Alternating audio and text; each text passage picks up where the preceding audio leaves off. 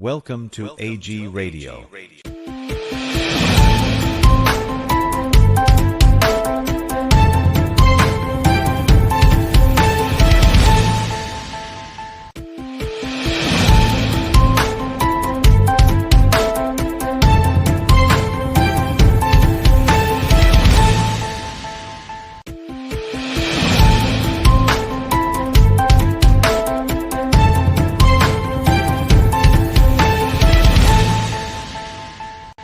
Mbokki Gambia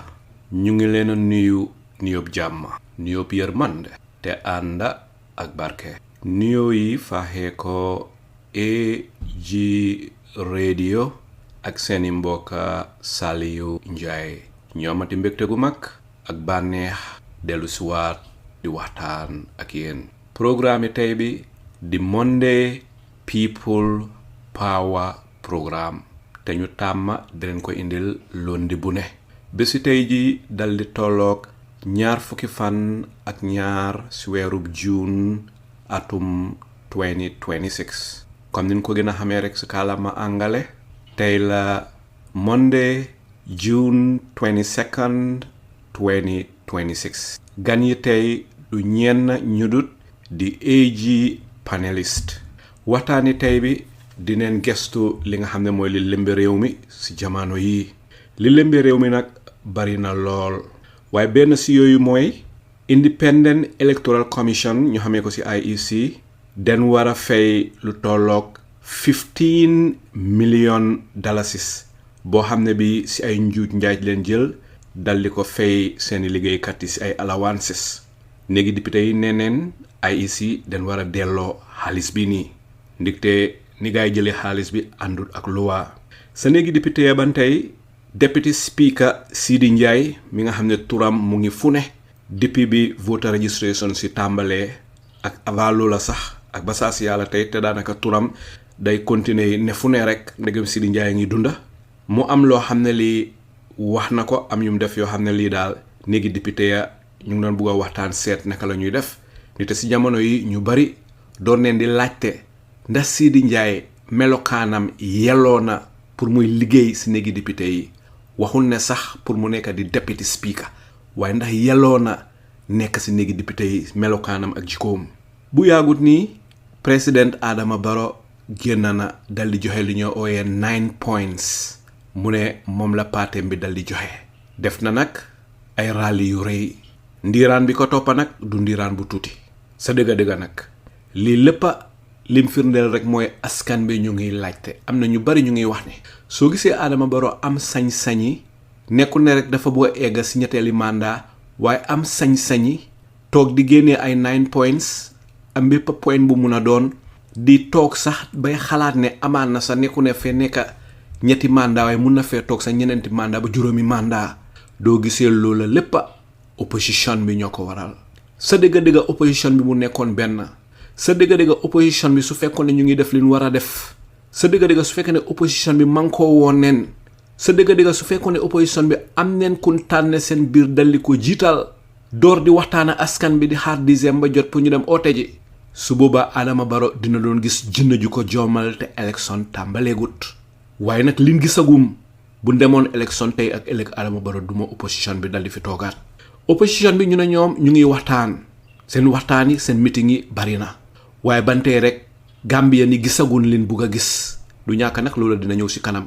waaye nag opposition bi bu nax seen boppa génne fi Adama Barrow du lu yomba ñu bari foog ne seen parti bi mun na fee génnee Adama Barrow xaw ma fan leen jëlee xalaat boobu ak kan moo leen ko dikk waaye amul benn gàcce bu raw nga foog ne sa parti rek mun na fee génnee Adama Barrow ñu dem ba election at the end of the year Adama Barrow dal di gagné landslide victory loola bu xewee ñagomoon loola amatul dara lu ñuy wax askan bi bam dugga ci seeni noppa yi nañ leen bàyyi suñuy xel xam ne génnee incumbent nekkul lu yomba ban waree waxtaan ban waree d'accord yàgg na waaye opposition bi ñu ngi fi ku nekk bugg a jiite kenn óoluwut nag sa morom ku nekk bugg a jiite kenn óoluwut sa morom loola is a recipe pour Adama Barrow dal di leen dumaat dal di gagné dal di toogaat te loola bu xewee li Gambia ñi buggut a dégga mooy ñu génn di wax naa leen sàcca élection si gis ngeen Yaaya Jammeh ba mu fi nekkee dégg neen ne musuta win elections waaye ban tey mu ngi continuer élection bu jot moom la ñuy déclarer as winner mu dal di toog ñun su fekkee ne suñ politics ni leen ko yóbbu président bu toog doo win élection ba pare yaa continuer ñuy wax ne yow yaa win war nañoo seetaan suñ boppa Adama Barrow dafa mel ni rek football team boo xam ne ñu ngi struggle ba am penalty ñu jël penalty bi jox ko Adama Barrow jël penalty bi dóor ko out suñ struggle noonu la mel ak Adama Barrow nit dañ jëloon suñu yaakaar yépp te ko si Adama Barrow gannaaw bi fi génnee Yaya Jammeh au lieu Adama Barrow seet li nga xam ne mooy li war a ñu dal di ko jiital Adama Barrow jël loola yépp dal di sànni jiital intérêt boppam continuer di naxaate nag di Gambien lu ne jamono élection tay lu bari si incumbency luñ la dig bu élection di jegeñ si rek jëlalu la nga gas suul wala nga jël sànni sa dëgga fi Gambia toll si jamono yi dafa daw yaram te ñu bari suñu yaakaar doon na di tas not only in Gambian politics waaye suñu yaakaar dafa tas si ñun Gambien ni mel lan moo tax mënu na déggoo lan moo tax mënu na jiital kenn su fekkee ne dañ bugg a Adama Barrow dem ñëpp duñ mun a nekk président kenn mooy mun a nekk président waaye mun na ñoo waxtaan ñoom yi neen nga xam ne su fekkee ne dem neen ba gagné su ko defee nguur gi dafa am ay ministres su ko defee parti bu nekk di nga am place si nguur gi mun naa nekk ay unity government su ko defee ñi nga xam ne ñoo participer de pour téeli ki nga xam ne moom leen jiital ñoom ñëpp dinañ am place si nguur gi su fekkee ne place leen bugga pour génnee fi Adama Barrow ñun ñëpp xam ne li ko fi mun a génnee loolu mooy opposition bi dal di come together ñoom ñëpp ñu dal di tànn kenn opposition bi su ñëwee come together dal di mànkoo nekk benn kun mun a jiital dañoo gañe Adama Barrow united we stand divided we fall dëgga daw na yaram te dafa mel ni Adama Barrow dina gañe de December soo moytul Adama Barrow dina gañe unless and until opposition bi put their house in order dal di ñëw with a tangible solution loolu rek moo fi mun a génnee Adama Barrow lii mooy li nga xam ne moom la ñuy waxtaanee tey su ko demee tuuti Honourable Modou Lamin Biba Banjul North constituency ki nga xam ne moo leen toogal si néegi député yi su ko demee tuuti suñ gan yi nen ñu join waaye until then xaara ñu dal di tàmbalee rek si Bura Dibba Bura ñu ngi lay nuyooti di la sant di la gërëm joxaat la sa wàccuwaay ba mu sekk Bura te di la gërëm si sa taxawaay ak sa éene ak sa cofeel ak sa bugeel si Gambia ndite ku soppa sa dëkk nga mais rek Bura nga dal di nuyoo su ko defee ñu dal di tàmbali waxtaan ji. jërëjëf Alaaji Saliou di la nuyoo tam di la gërëm di la sant bu baax a baax Alaaji Saliou waaw ba si loolu di bii as usual dellu si waat nañ nag di waxtaan peut être boo leen issues yi daf dee bëri nag comme yi ngi fi wax sa bëri na ñu xool yan lañ si mën a kooba nag dinañ mën a kooba yëpp waaye dinañ try gàttal wax yi nga xam ne dinañ mën a kooba yëpp Alaaji Saliou jërëjëf Alaaji Saliou. jërëjëf Bura ñu dal di tàmbalee rek si mbiri IEC Bura sa dëgga mbiri jokkuli dafa nekk loo xam ne lu daw yaram la jokkuli waxuma ne warut a nekk di chairman of the IEC de jokkuli si yin ko dégga ak liñ xamal jokkuli warut a liggéey si biir IEC bi sa si boppam te election si di ñëw is one of the most significant election in the history of Gambia te ki ko jiite di jokkuli sa dëgga xeli Gambia ni tey neen si moom lan nga ñu mun a wax si mbiri xaalis bi te xaalis yi nga xam ne moom leen luubal ak xaalis yi ñuy dégg corruption yi ñuy dégg IEC bari na ba nga xam ne doo mun a xam sax ban amount bi ko soo tuddee amount bi rek am na yeneen amount yu des lan nga ñu si mun a wax Bura. waaw Alaaji Saliou jërëjëf Alaaji Saliou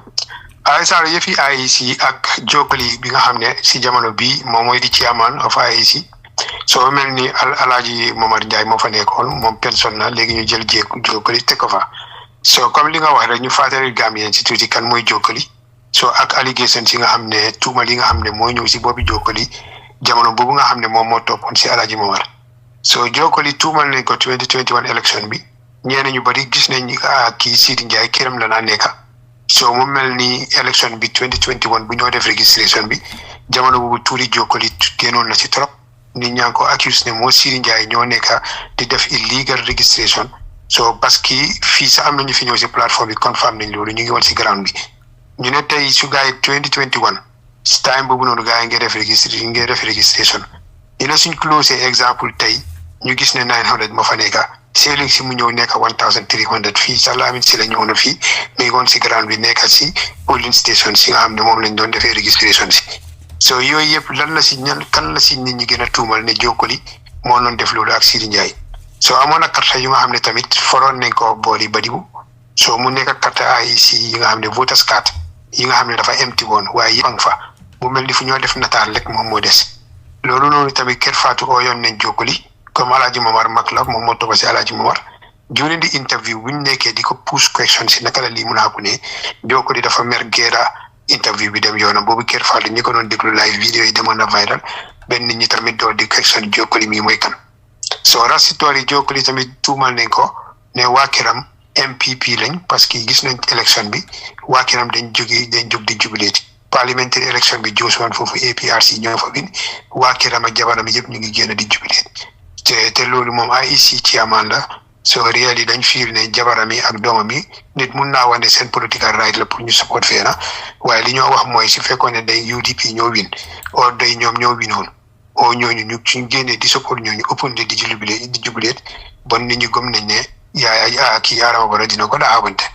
so bon loolu duñ mun a xool rek ne seen political right la situation bi la ñoo xool ndax situation boobu noonu la loomalut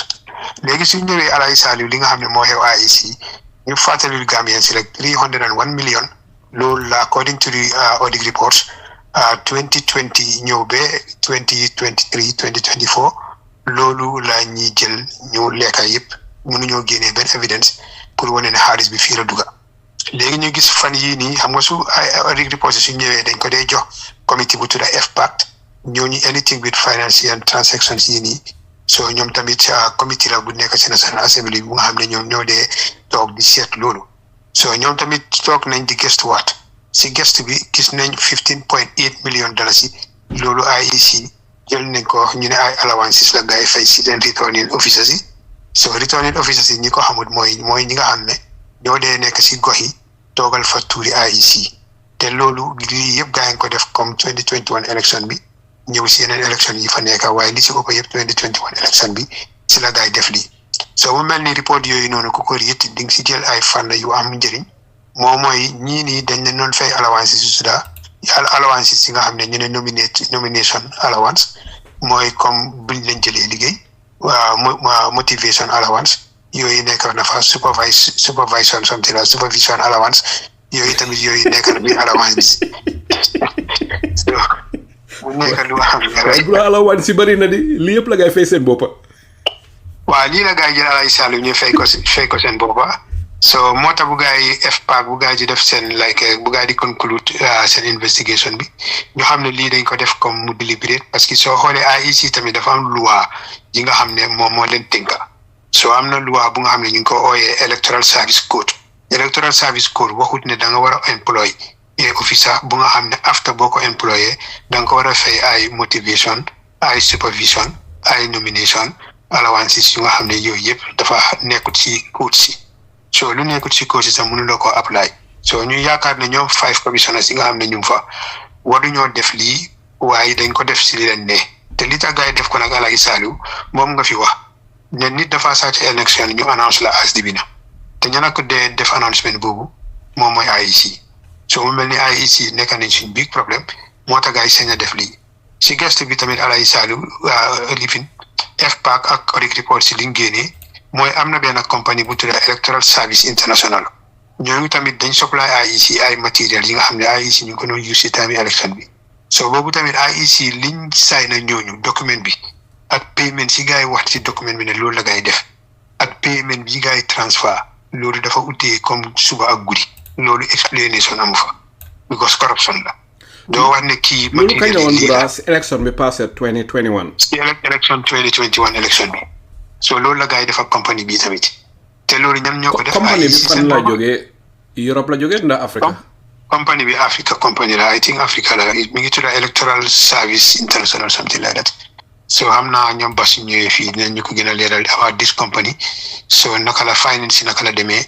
ba gars yi contact compagnie bi jox leen contrat bi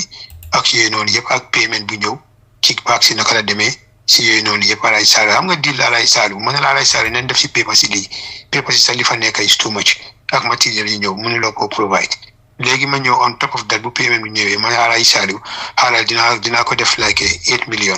waaye Alhaji Saliou xam nga ne lii yëpp 2 million la so ni nga def da ngaa jël foo bi after nga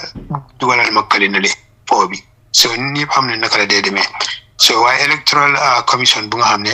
ñoom ñoo war a séntu yëfi élection ñooñu su fekkee ñu ngi dugal si lii deliberately so amuñ liñ si ragal amuñ liñ si tiit Alaaji Saliou ñooñu mënuñoo conduct a free and fair election so loolu moom moo tax seen returning officers yi nii most of them gis nañ leen si time even parliamentary election bi am na kenn returning officer la bu nekkoon fële Brikama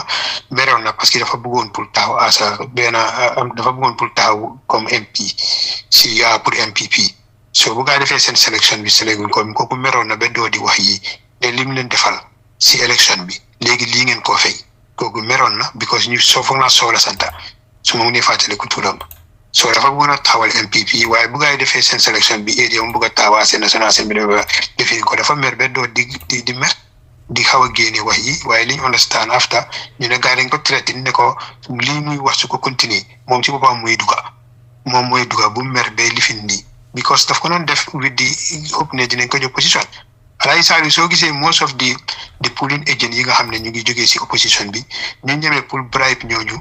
génnee leen si foofu noonu pour ñu dem toog seen kër pour MPP nekk fa only ak IEC returning officer si Alaaji Saliou loolu tamit dafa leer bi ko xam ne ne returning officer bu nekk si polling station boobu kooku noonu ñoom moom rek ak MPP loolu noonu mun nañoo def Alaaji Saliou leen ne si biir loolu Alaaji Saliou dinaa develop fan yi am na si benn plateforme bu nga xam ne maa ngi fa woon xam naa Cheikh Ibrahima Niass su ñëwee moom tamit dina gën a élaborate toog naa rek gis Cheikh Ibrahima Niass tamit dugga fa dama ne noon try pour explain leen about election fraud yi ni xew dee xew so maa ne explain ne opposition bi seen déggoo bi yëpp su ko gaa yi war a teguñ ko fa dafa mel ni dañ focus si issues yi nga xam ne loolu important so issues yi nga xam ne moo ñoo affect ñun yëpp ñoo bi xam nañ ko seen waxtaan dafa war a base si loolu seen bill coalition dafa war a base si loolu parce que yéena yi nga xam ne yow amuloo di capacité yow xamuloo sa ne loolu ngay xew nit ñaa ngi la ko wax yaa ngi ko question because amuloo di capacité pour mun a cover loolu pour mun koo gis so keneen su amee di capacité boobu noonu war ngeen a mun a waxtaan based on ku nekk li mu am comme li nga wax Alaaji Saliou ñu seedoo suñ kii nekkee président kii nekk ministre ak yooyu waaye li tax ñu ragalante ni mu gën a gaawee ñu change loi boobu make sure ne doo mun a daaxee nit ki yow ni la neexee te jox naa leen even ideas about yeneen dëkk yi sax niñ nekk di def nga xam ne yow si fekkee Alaaji Saliou da nga am exemple 39 or 40%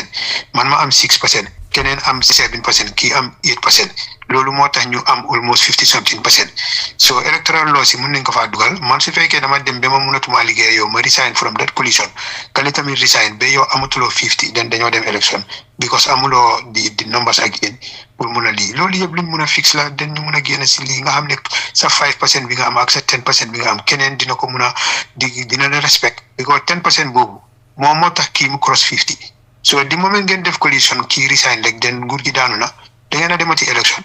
te loolu lu nekk lu waala dañ ko dee dugal mun nañ ko dugal si electoral law si ba nga xam ne second round sax duñ si solo bu nekk Bura suñu electoral law si loolu fa ndax nekku fa so at the moment suñu electoral law si nekk fa ku la win benn katta win na la loolu fa nekk so opposition si ñoom ñoo war a ñëw déggoo mun a rescue Gambia lii yëpp ay pexe la yi nga xam ne mun nañoo sign memorandum of understanding wane ne su gaa yi ñëwee within 6 months of yooyu dinañ make sure ne dinañu indi electoral bill bu nga xam ne dinañ rectify dugal fa lii yëpp nga xam ne dinañ ñemeñante bu ko defee 5% bu nit ñi di wax kii di wax 30% laa am kale di lii yëpp Alaaji Saliou dinañ ko respect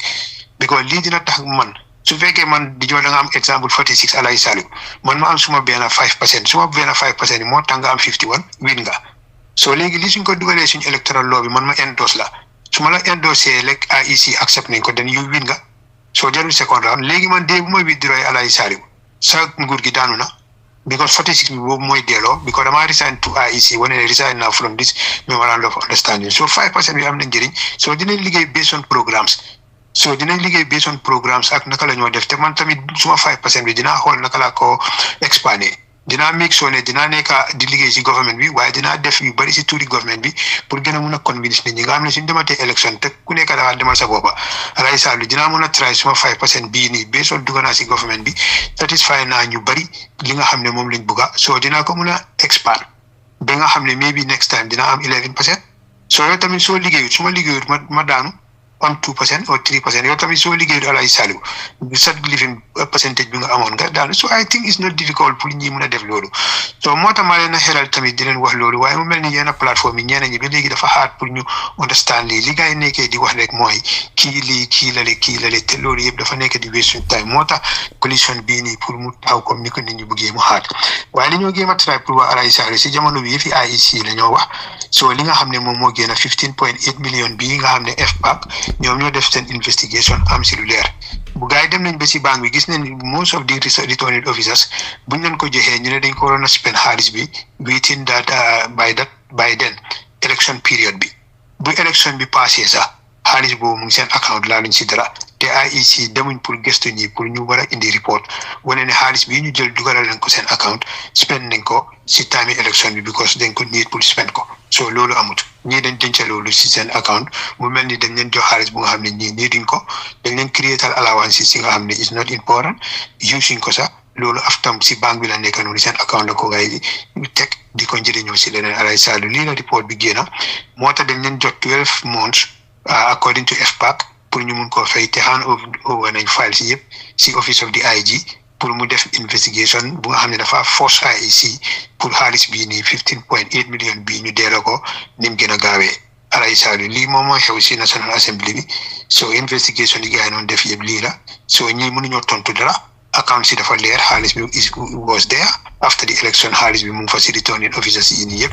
so IEC seen boppa seetal matériel li gars yi jënda li gars yi def si kayiti ak after payment bi loolu tamit dafa leer so mu mel ni IEC ñu fa nekk 5 commissioners yi fa nekk dañ jël alali Gambien si di ko def li leen ne so te ku nekk di def lii te léegi evidence yi su génnee alay saliw ay office of the IG ñoo la war a investigate possible prosecution ñoo ko war a def alay saliw ok mbir 15 million bi ni Bura ndax contact neen IGP Seedy Touré pour mu initiate investigation into this 15 million or not? Yeah, of course, contact nañ ko National Assembly Committee bi FPAC hand over nañ everything moo tax ñu joxe di period 12 months period pour ñu make sure ne xaalis bi yëpp ñi indi nañ ko ni mu gën a gaawee balaa 12 months so léegi question bi nag ndax office of the IG ndax moom am na like di courage pour ne IEC mii la moo push pour xaalis bi ñu mun ko indi parce que dibe yi fii la gars yi mun a em fii la gars yi day em si yu bëri recommendation yu bëri la gars yi def after sax ñii dañoo ñëw dibong loolu office of the IG dañoo ñëw déggoo ya Ministry of Justice ñi ñëw sa dibong loolu ne dañoo launch seen own investigation ñoom after loolu jël 1 year 2 years ñu yaakaar ne Gambien si faate nañ so loolu la gars yi nekkee di def alay saalu suñu xaalis bi di yaaxu so body bu mel ni Independent Electoral Commission te ñooyu ñoo dee gëstu ñun suñu élection bi alay saalu ñooñu suñ ñëwee 301 million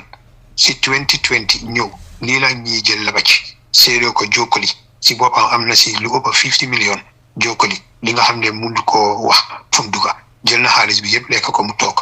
so mu nga ne la léegi moom mooy di chairman di nga fa am comme Sambu Janjaay ñoom yëpp am fa ñoom yëpp a taxaw si lii di nga am seen finance director bi I think after living so name bi is something like Seka kooku tamit mu ngi fa so dafa mel ni right now report si yëpp kuñ laal mooy this new deputy chairperson bi ku nga xam ne moom mooy ñëw recently kooku la def laalut waaye commissioners yi there are 5 commissioners so kii mujjee ñëw nii kooku rek moo involve agul si dara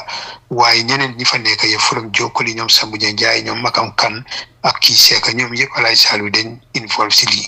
te ñooñu ñoo nekk di employé ak sa application si ñëwee ñii ñooy confirm waaw te am nañ information yu bari tamit ne Seedy Njie nekk na ñi nga xam ne mi ngi indi ñeneen ñi indi leen pour gars yi dugg a apply alay saalu jërëjëf Honourable Cham kontaan nañ trop pour am la Bura su kanamee na ñëw su kanamee tuuti Honourable Cham ñu ñëw rek si mbiri IEC mbiri 15.8 million bi nga xam ne unlawfully moom la gars yi fayante moom la gars yi fay ñi liggéey si IEC bi as allowances fi mu nekk ni ki député yi wax nañ ne IEC dañ ko war a delloo te ni gars yi jëlee xaalis bi ànduta luwaa yow yaa ngi liggéey si néegi député yi yow yaay député bi toogal Serekunda si néegi député yi lan nga xam si lii ak lan nga ñu su mun a wax lan la audit query bi wax about that 15 million I saw it today on the headlines yoo xamuloo si woon dara bi affaire yi eggee si néegi député yi xam na IEC seen report bi was bulky and I'm a member of the Finance and Public Accounts Committee but specifically to that I cannot remember either those allowances then you are talking to what allowances waaw dañ ne 15.8 million dollars that was unlawfully paid to its members of the IEC staff as election allowances. Yow musuloo dégg loolu. Okay. FPAC ñoo leen order pour ñu delloo xaalis bi within 12 months. dégguloo si lii dara. non dégg naa si dara. foo naa xam naa si dara. lan nga si xam but I need to go through no foo naa war naa mun a suma survey well dafa am to do with maybe amon na ben then they the end of year party or so. If at all my mind serves me well, my memory. Bura, xamna ne amna lo walaaj Honourable Musa Cham. Go ahead, Bura. Honourable Cham, ni na la ba Honourable na la ko summarize al hitna suma la ko summarize al maybe dinga how to recall some part of it. FPAC after an investigation bi li gay conclude moy dañ gis ne 15.8 million mom la IEC jël jokko comme staff si nga xamne allowances la gay wax ne loolu la ko gay fay. So allowances with supervision, I think supervision B is there. I think nomination B is there. I think motivation B tamit is there. So si type of allowances yi la gay jël so dañ melni dañ fay 3 months bu nga xamne lolu sax andut ak sen according to FPAC li ñu wax andut ak sen electoral service code bi bu nga xamne mom la IEC sax am andut ak lolu payment yi ñi gay jël def ko. So in addition tamit gis na ne IEC am na benn company bu nga xam ne ñu ngi ko ooyee Electoral Service International. So IEC time 2021 election bi based on FPAC seen report si gay joxe wane nañ ne IEC dafa jël ay materials. So material yooyu noonu amount bu nga xam ne moom la IEC sign this company ak after payment bu nga xam ne dañ ko def sax loolu tamit maajut. So loolu yëpp soo ko dajalee mooy 15.8 million bi. So FPAC mu ngi def conclusion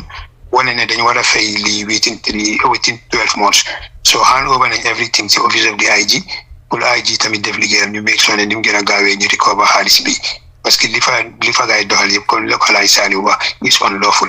So ndax am na yow loo si mën a xalaat loo si mën a remember so dama la summarize sa report bi nii rek. dafa mel ni finally FPAC def nañ seen liggéey. waaw li ñoo wax rek mooy xam nga at the end of each year IEC, the National Audit Office, then they audit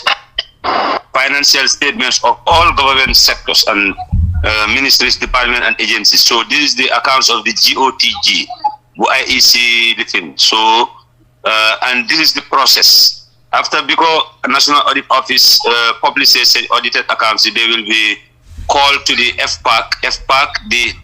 interface at NYOM, they raise also questions regarding to those audit queries. So, and now after that, FPAC will make a consolidated report we have called table before the plenary. So, the plenary will accept it, then those recommendations that you are seeing, recommendations you know should be implemented. Honourable Cham, some may tuuti rek ndax yek nga mbiri 15.8 million bi yek na ko but the difference is we want to enlighten the people. You understand what is going on. Lola la explain al ni manela legi FPAC those recommendations FPAC ya gonna def yenn recommendations but are they implemented? Some of them are implemented. You understand? And we expect them to pay it. Understand why? Ñun fofu lañ ci am. So legi dafa dess ci government bi. Understand ñu jël those recommendations seriously ñu implement ko. Mugok soma me rek Honourable Cham ndax yegoon nga mbiri 301 million bi nga xamne mom leen lubalon IEC lu feñ ci all these audited accounts moy ne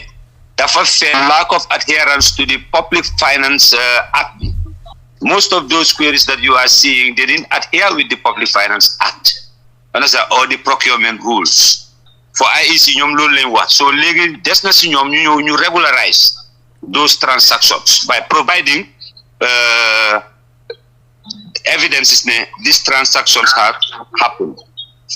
Si sa gis-gis foog nga ne loolu njublang moo si nekk ndax njublang nekku si. To establish whether njublang a si nekk waaye li ñoo wax ñun fuñ taxaw mooy ne they didn't adhere with the procurement laws. Understand? So loolu xam na ooye loolu njublang la ndax du njublang su fekkee ne ñoom li ñoo def àndut ak procurement laws yi loolu foogloo ne am na lu lëndëm lu si nekk ndaxte nekkul lu leer lan mooy si sa gis-gis. Am nga boobu li ma si suma gis-gis mooy ne whatever that they do it should be in line with the standards yu nga xam ne is set. Understand? Noonu la war a demee. So Honourable Cham dafa mel ni da nga avoid pour criticize IEC dafa mel ni loolu nga avoid am I right? Avoid to criticize IEC for what? Waaw loolu mooy li ma jaaxal moo tax ma laaj la ndax loolu nga def am déet. Non defuma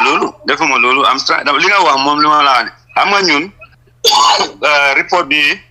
buñ def ni ba legi IEC dañ lay betay jeexagut ñom legi is left to them to come and prove to the people or the committee beyond reasonable doubts what they did was correct. But li xew moy as we are talking now, the documents yu ne mom la gaay joxe lim reveal moy ne yoyu non procurement so andut ak yoon, not necessarily monies have been diverted. Okay, fogna Bura amna lu buga laaj. Bura amna lo buga laaj Honourable Cham. Assalamualaikum Mr. Jai, I am online now. Wa mu ngok wa mu ngok so that I can just give you a detailed explanation of lolen nek di wax ni right now. Wa mu ngok Honourable ba xara ñu may Honourable Cham mu Daniel rek 1 minute rek ko fa ñu dal di ñew ci yow. Go ahead Bura dafa am lo buga laaj Honourable Cham bala mo continuer. No, it's okay. Okay. Wow. Okay, Cham, let me Cham conclude. Go ahead, Honourable Cham. Those transactions, electoral materials that I jina, why ninko jindi? You understand? More jarud ak yoni. You lua tek pour ne soyez procurement, no more. So lulu more hell. So the question is, they guide them for physical verification, said name request for some other documents, said whether they want to procure or not. Okay. IGP will investigate. Okay. Bon jërëjëf Honourable Cham bo tege fu sa baram rek su ko defé ñu dal di ñëwaat ci os kanamé touti fim nek ñu dal di ñëw ci Honourable Ba kontaan nañ ne ñëwaat nga yaangi bisi nak waye jotna déga waxtaan bi ali nga xamné mom la Honourable Musa Cham wax sa natango lan mo ci sa gis-gis ak lan nga bëgg yoka ci li Honourable Cham wax wa jërëjëf Mr. Jai ma ngi nuyu Honourable Musa Cham member for Serakunda suma kilifa suma comrade ci parlement bi ma ngi nuyu tamit Mr. Bura bu nekk ci plateforme bi te di nuyu tamit kat bu ñoo déglu fii ci askan bi radio am na mbégte lool pour nekk ci plateforme bi pour bokk ci waxtaan bu am solo bi ma commencé mooy ma ngi mbégte ak sant yàlla di gërëm tamit waa Badian North for giving me the mandate to better represent leen in the parliament mooy ci pencum réew mi te nag waxtaan bi kada waxtaan bu am solo parce que bu yàggut nii rek mooy alxames bi ci néegi député di comité bu seetu wàllum FPAC di wàllum and accounts committee ñu ngi layoon a report on the government accounts for the financial years ended 2021 2022 2023 and 2024 and public institutions and so ci biir report guy future for mbiri IEC the Independent Electoral Commission mbiri IEC nag ci report bi pour falls on the page 108 of the report report with them na be 156 pages with different institutions yoo xam ne comme like FPAC was able to capture their reports and report to parliament waaye soo demee si report bi on the that is the page 108 mu ngi laa woon the Independent Electoral Commission presented final management letter for the period 1st January 2020 to 31st December 2023 during the interface with the Commission and the management of IEC, the committee observed the following. Mooy the FPAC amoon neen benn toogaay buñ amoon ak the IEC, that is the Commission, and the IEC pour ñu waxtaan mbiri naka la gaay di loon jëfee seen mbiri koppar yoo xam ne amoon nañ ko during the period from 1st January 2020 ba 31st December 2023 parce que ku Gambia xam ne Gambia den am lu ñoo ooyee election cycle te election cycle daf lay commencé ci presidential election then all the way to parliamentary then after them ci local government te gisoon nañ ne last election cycle bu happen on in the Gambia commencé woon na depuis 2021 waaye process bi yëpp was since 2020 because so by presidential election bi was 2021 December then 2022 leen amoon parliamentary election bi which was in 2022 after 1 year then the local government election, that is the councillor election, and also the mayor and the chairperson's election for all regions. Committee, that is the FPAC committee, Honourable Musa Cham is part of, you realize or detect failure to remedy revenues collected to the consolidated revenue fund. This part of the report, the amount be mugidemon be 8.8 million, that is 8,374,150. Bo xamne IEC collected nañ ko ci walum registration, nomination, deposit, and also replacement of voters card. Bo xamne they didn't put it directly to the consolidated revenue fund, but instead ñom dañ ko def ci sen commercial accounts yi. Li mu nekkon lo xamne comme like committee bi ci bopam recommend na ba la gisee issue bi ne IEC dafa war a inform the Minister of Finance, because li moo nekka lu war a am dañoo def anything loo xam ne dem na si wàllum xaalis koppar yoo xam ne collect nañ ko, especially when it comes to the registration of parties and also the nomination deposit. Mooy parti su ñoo contest nomination deposit bu gaay di deposit si IEC pour mun a contest, and also the replacement of voters card. Li mu nekkoon loo xam ne committee bi recommend leen ne bala IEC di ko jël di ko dugal si seen account, that is their own commercial account, then war a make sure list B is put in, which is according to the Public Finance Act of 2014, comme loi bi allawa. Li bokkoon na si benn observation bu parliament bi or through the FPAC, this one it was lax in terms of management of funds as far as IEC is concerned. Why I am taking you through, I know the main concern was about the 15.8 million. Dinad them silulu. Why the Maulim Buga one, that was only one part of it. Because there were so many things that happened. And one of it was, you must just explain it, that was the 8.3 million. Bohamne IEC, instead of the Dugal consolidated revenue account of the Gambian government, they could Dugal consistent commercial account, which was not right. And Parliament be behind the recommendation silulu. So you will silulu part of their report. You want to there were missing receipts. Missing receipts in a Buko committee be observed la fat dem si walum reconciliation between revenues recognized in the financial statement and those recorded in the IEC receipt books for 2020 and 2023. That is the year 2020 and 2023. Revealed missing receipt for about $4.5 million. $4.5 million will have a make of $4,575,000 that had been recognized in the Commission's book. Many company these were missing receipts yo xamne committee bi mënuñ ko gis si receipt si IEC bu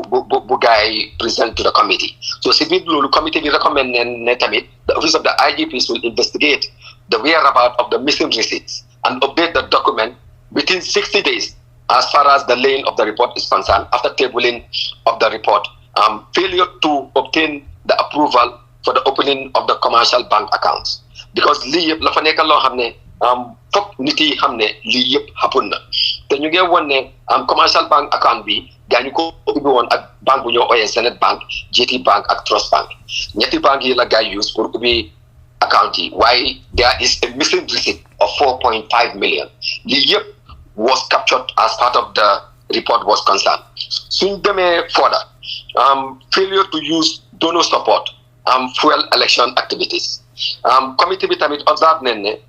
during the retirement of documents relating to election expenses from 2020 to 2023, shown that fuel coupons worth 2,130,984 as per the GNPC invoice dated on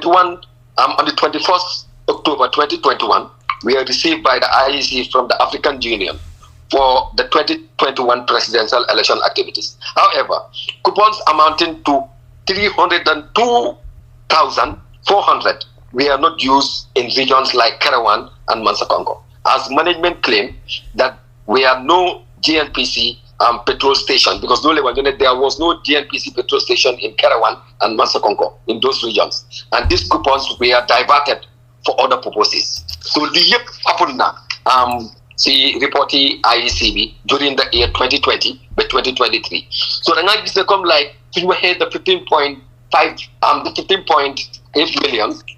is just a synopsis of what really happened. But so many things happen as we go along. Significant value of cash transaction on election expenses. lii tamit mu ngi nekkoon loo xam ne committee bi seen boppa ñu ngi realise ne the retirement documents for election expenses from 2020 to 2023 showed cash vouchers raised for every expenditure during the 2021-2023 electoral cycle, with transactions totaling to $199,470,281.73 butus, executed through physical cash. So, committee, that is the FPA committee, you recommended that management ensure that during the next electoral cycle, my election cycle will uni, the amount of cash transaction on election activities is greatly reduced, because the thing is period B is a concern, because 199 million spend, let them see $470,281.73 butus. You know, just cash. You depass ko si walum election bi. So parliament you no li nafa bari te si bir lolu tamit war nañu mëna sét tamit naka lañu mëna wañé suñ expenditure. So li nek na lo xamné amna solo torop lo xamné war nañ ko mëna bayal. The same report I'm going further because I believe that then time as far as this interview is concerned, the Afghan then buga parce que tay so dégué lu nit yu bari nek di wax moy what was published, that is the $15.8 million. It was a suspected fraudulent payment of allowances. This was the purpose. There is so digging, part of the report, this $15,891,502.53 butus, it was because Parliament through the Finance Public Accounts Committee, then suspicious. They suspected a fraudulent payment of allowances. The committee will observe more, according to the report, you know that a payment voucher, files for the audit report, revealed that the commission paid allowances totaling to $15,891,502.53 butus. These allowances comprises 3 months gross salary incentives, 3 months gross salary incentives, nomination allowances, supervision and monitoring allowances, and motivational tokens paid to commission members and IEC staff. This was the amount that was paid as to the list boom up just one day. That is the nomination, the 3 months gross salary incentives, the nomination allowances, the supervision and monitoring allowances, and also the motivational tokens paid to commission members and the IEC staff. This was the total amount, which was 15.8 million. So furthermore, Committee Binyune noted that the Electoral Service Code, which is the Electoral Service Code of 2018, confirmed that these categories of allowances were not covered under the code. Gis nga de allowance guy joxe ni amul ben allowance bo xamne it was covered under this Electoral Service Code of 2018. This indicates that the IEC should not have authorized such payments, rendering them irregular and potential fraudulent, which is indeed very serious, because the payment vouchers included a memo from the Chief Executive Officer to the Chairman for all relevant election period, justifying the payments as established. So, Commission practice for staff motivation. For the 2021 presidential election coinciding with the staff party month, the CEO recommended 3 months gross salary in lieu of postponed party, which was approved and continued in subsequent election covered by the audit details as shown below. So the Nagis they come like Parliament B, then this the was a big fraudulent bohanne the IEC did in terms of mismanaging taxpayers' money. Because soon it's very important to come up with all these details, because these are the exact details of the report. Because when it comes to financial report, what do you talk na wala hamna lila fok wala lila halak, then what are them ñu seet exactly lan la report bi wax dañu seet naka lañ ko mën a faram-fàccee ba nga xam ne askan bi dinañ ko mën a déglu ba pare mun koo understand waaye si biir loolu tamit committee bi recommend nañ ne the commission must ensure that all funds paid to the staff must be recovered in full within 12 months lii committee bi wax nañ ko te parliament adopt na ko and the commission must submit the funds recovery plan to the committee within 45 days after the tabling of the report te lii ñu ngi see sukkandiku ñu ngi see taxaw te dinañ si taxaw boo xam ne duñ bàyyi dara mu sedda parce que lii is part of our work because part of our mandate is to perform oversight te nag balaa maa dem fooda ma bëgg a jël opportunité bi tamit pour gërëm Honourable Musa Cham ak team bi because so by hell the FPAC committee is led by Honourable Alaji S. Dabo and deputized by Honourable Alaji Mbow so ñii def nañ liggéey bu xarañ boo xam ne tey ñoo mun a unveil this comprehensive report boo xam ne moom la gaay present to the plenary boo xam ne ñun tamit agree nañ ne ñoom recommendation bu ñu jox si report bi loolu lañ ko war a doxalee su fekkee ne den pare pour dimbale réewi Gambia pour dimbale suñu boppa pour make sure ne loo xam ne dem na si wàllu naka la ñoo spendee koppali réew bi teg nañ ko si yoon bi so ma MC loolu as far as the $15.8 million is concerned that was fraudulently being spent by the IEC. Thank you. jërëjëf Honourable Modou Lamin Biba si jàngat yu am solo yi leeral yu am solo yi nite Gambia ne de teel a fàtte te yéen mi nga xam ne nay liggéey si néegi député yi boo leen génnee di gën a leeral di gën a feeñal di gën a faram-fàcc affaire yi pour Gambia ni mun ko comprendre loolu dina am njëriñ lool daw na yaram torop yow kenn nga si néegi député yi ba pare yaa ngi yëngu tamit si politics maanaam kenn nga si prominent members yi nga xam ne ñoo nekk si parti bi ñoo ooyee UDP ndax Honourable Ba ndax jaxlewuloo yi ñoo dégg si IEC te ñi ñoo war a saytu suñu elections yi pour gis ne free and fair elections am na su fekkee ne ñu ngi dégg njublang yu mel nii alali askan bi ñuy luubal si ay millions yu bari ndax foog nga ne ñii am nañ di credibility pour oversee a free and fair elections si sa gis-gis.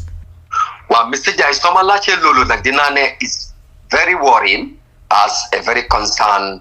and a patriotic citizen in the Gambia parce que tey comme loo ko waxee rek the Independent Electoral Commission of the Gambia is one of the most important body boo xam ne tey soo gisee képp koo xam ne tànn nañ ko mu nekk président képp ku nekk National Assembly member képp ku nekk mayor chairperson councilor si réewi Gambia you must go through the IEC process ak naka la ko election ak bi waxee so da ngaa gis ne is very very fundamental IEC should be a very credible body boo xam ne waruñoo involve in any situation boo xam ne it has to do with fraud or mismanagement of funds especially taxpayers money te again is very key comme nu ma ko waxee rek this report is the report from the year 2020 to 2023 because that was the last election cycle bu happen si réewi Gambia while at the same time it all come back to us as a country. I think as Gambians, as people living in the Gambia, it is high time to make sure that we put forward the issue of credibility in whatever we do because we've seen people that have been entrusted in the public office to serve the people, especially to manage taxpayers' money. At the end of the day, and this needs to stop because the fact of the matter is we are not saying don't do what the law says, but we are also saying avoid everything that the laws say that you should not do. And this is exactly what we have observed. This is something that was revealed as far as the report is concerned, and is a concerning issue. But again, I put it back to the government, especially to the president, who have all the powers by the law to appoint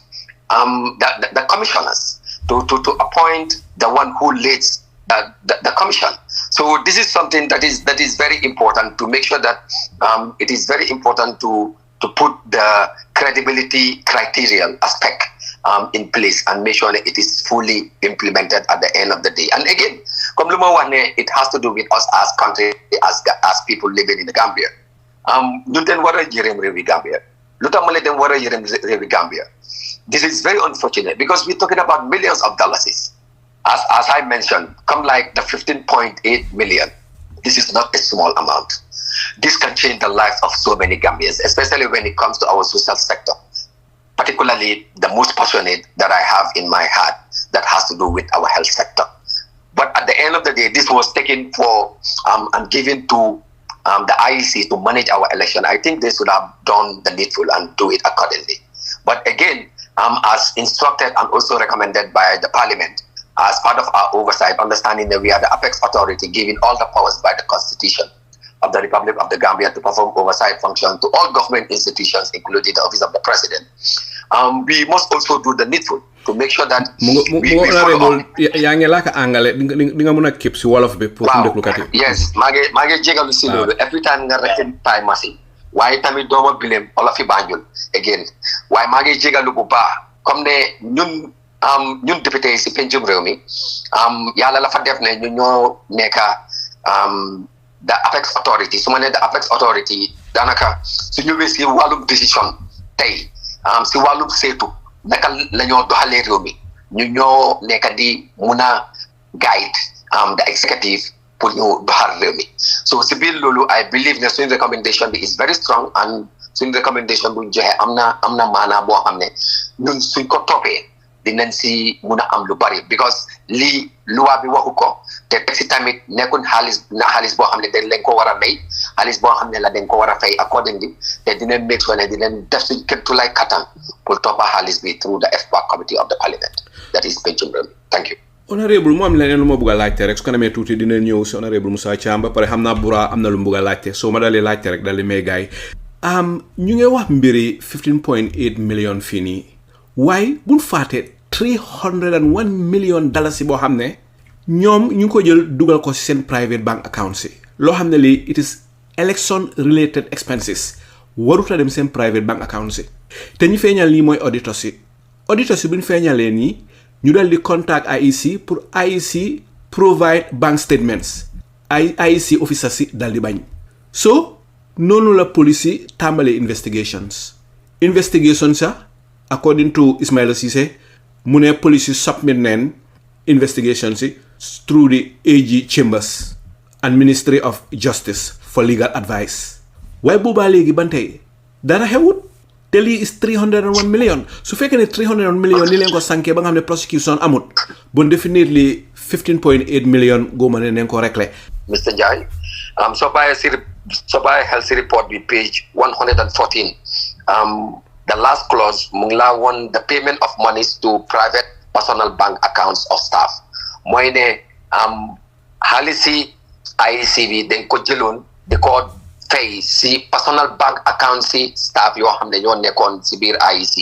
te loolu is illegal is unlawful pour ñu def loolu. Yes can I just come in. Committee bi lu ñu observe mooy during the review of the bank statement mooy bu committee bi di loon seetu wàllum bank statement bi and also the payment vouchers files funds amounting to